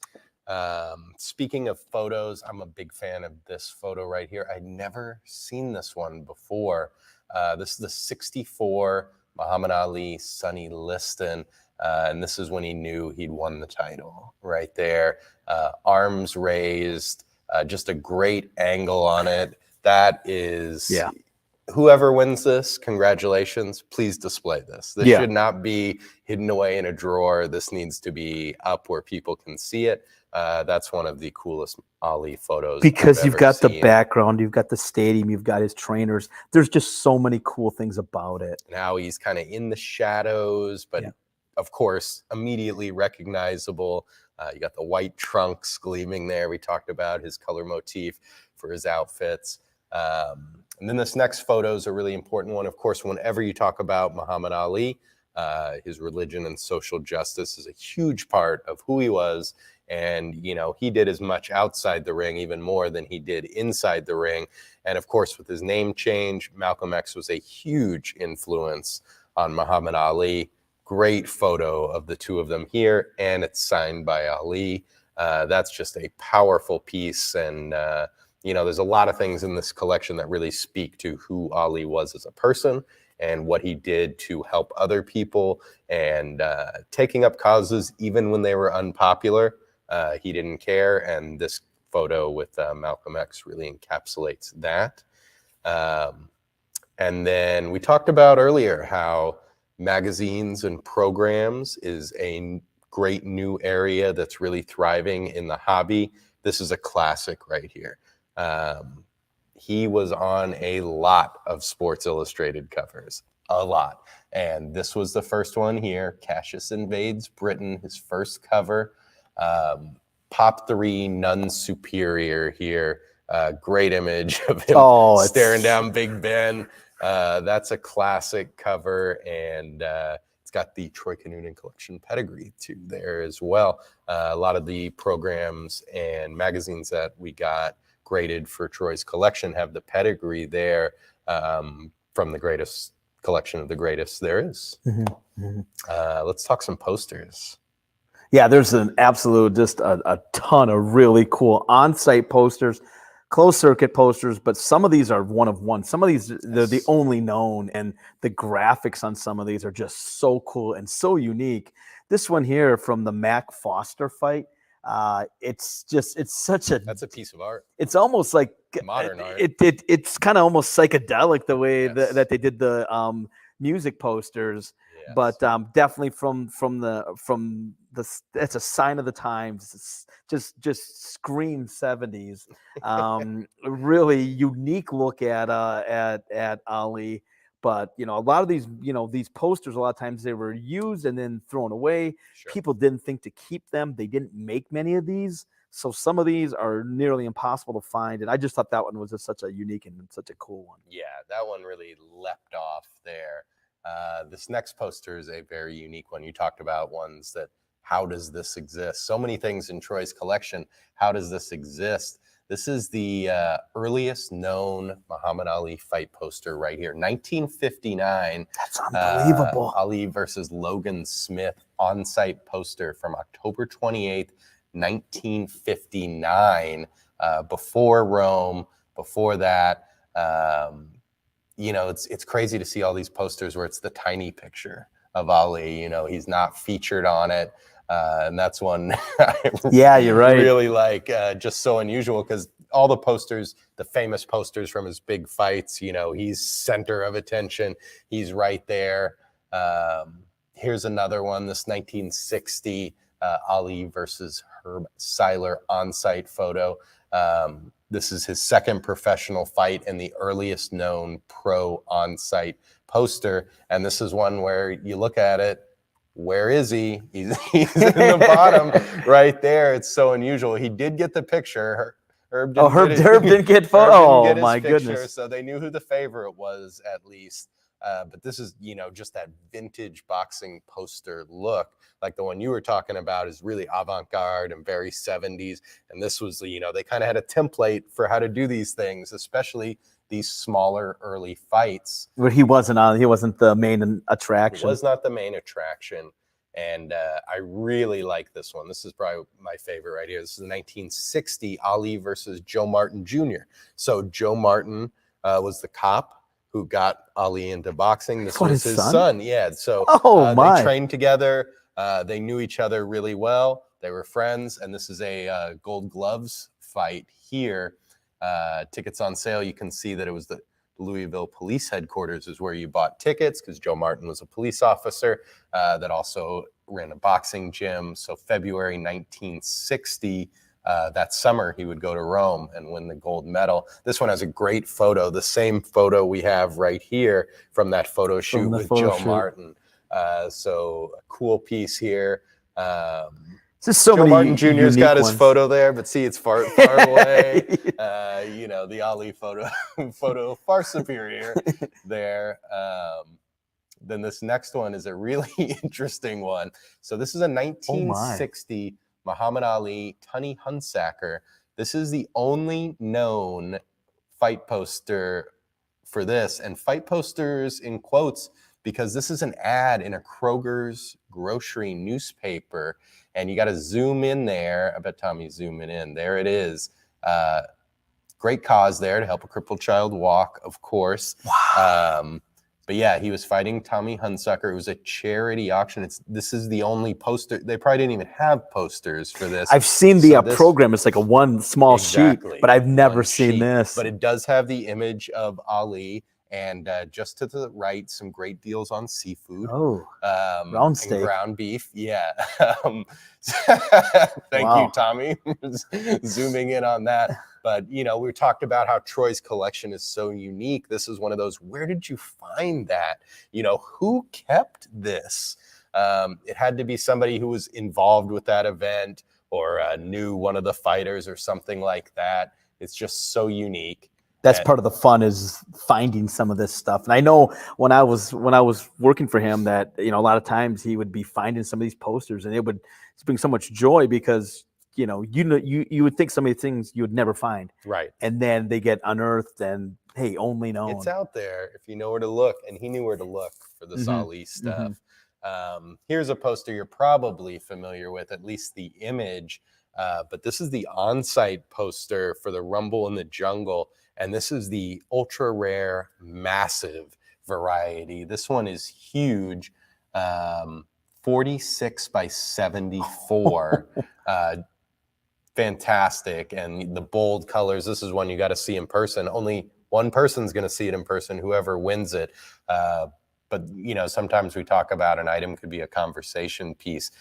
This poster, beautiful and huge. It's the conversation when you have it on your wall. And then I may have said this a lot, that this is my favorite piece from the Troy Kinunen one, but hard for me to say that this isn't it. This is one of the most unique items we've ever offered. So this is Ali's mouthpiece that he wore during the Rumble in the Jungle. Great provenance from Wali Muhammad, the trainer. It comes in the jar that his trainer put it in after the fight, held on to it. And the cool thing about this is, Tony, we're both fans of game-worn items and game-used items and things that were in the arena with the athlete.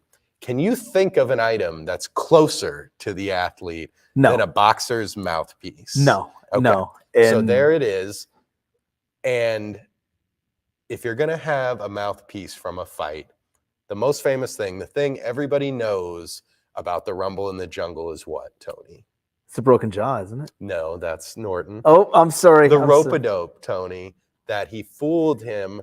He taunted him, used psychological warfare on Foreman to get him to come out like a bull in a china shop. He expended all of his energy and then tired out. And then in the 7th round, it started to turn. And in the 8th, Ali knocked him out. No one thought Ali was going to last that long. Foreman was built like, my goodness. Massive. One of the hardest so punchers strong in history. So in order to make that strategy work, he had to withstand blows from the hardest puncher in the game at the time. And what was he doing? Chomping down on this mouthpiece while he was taking it.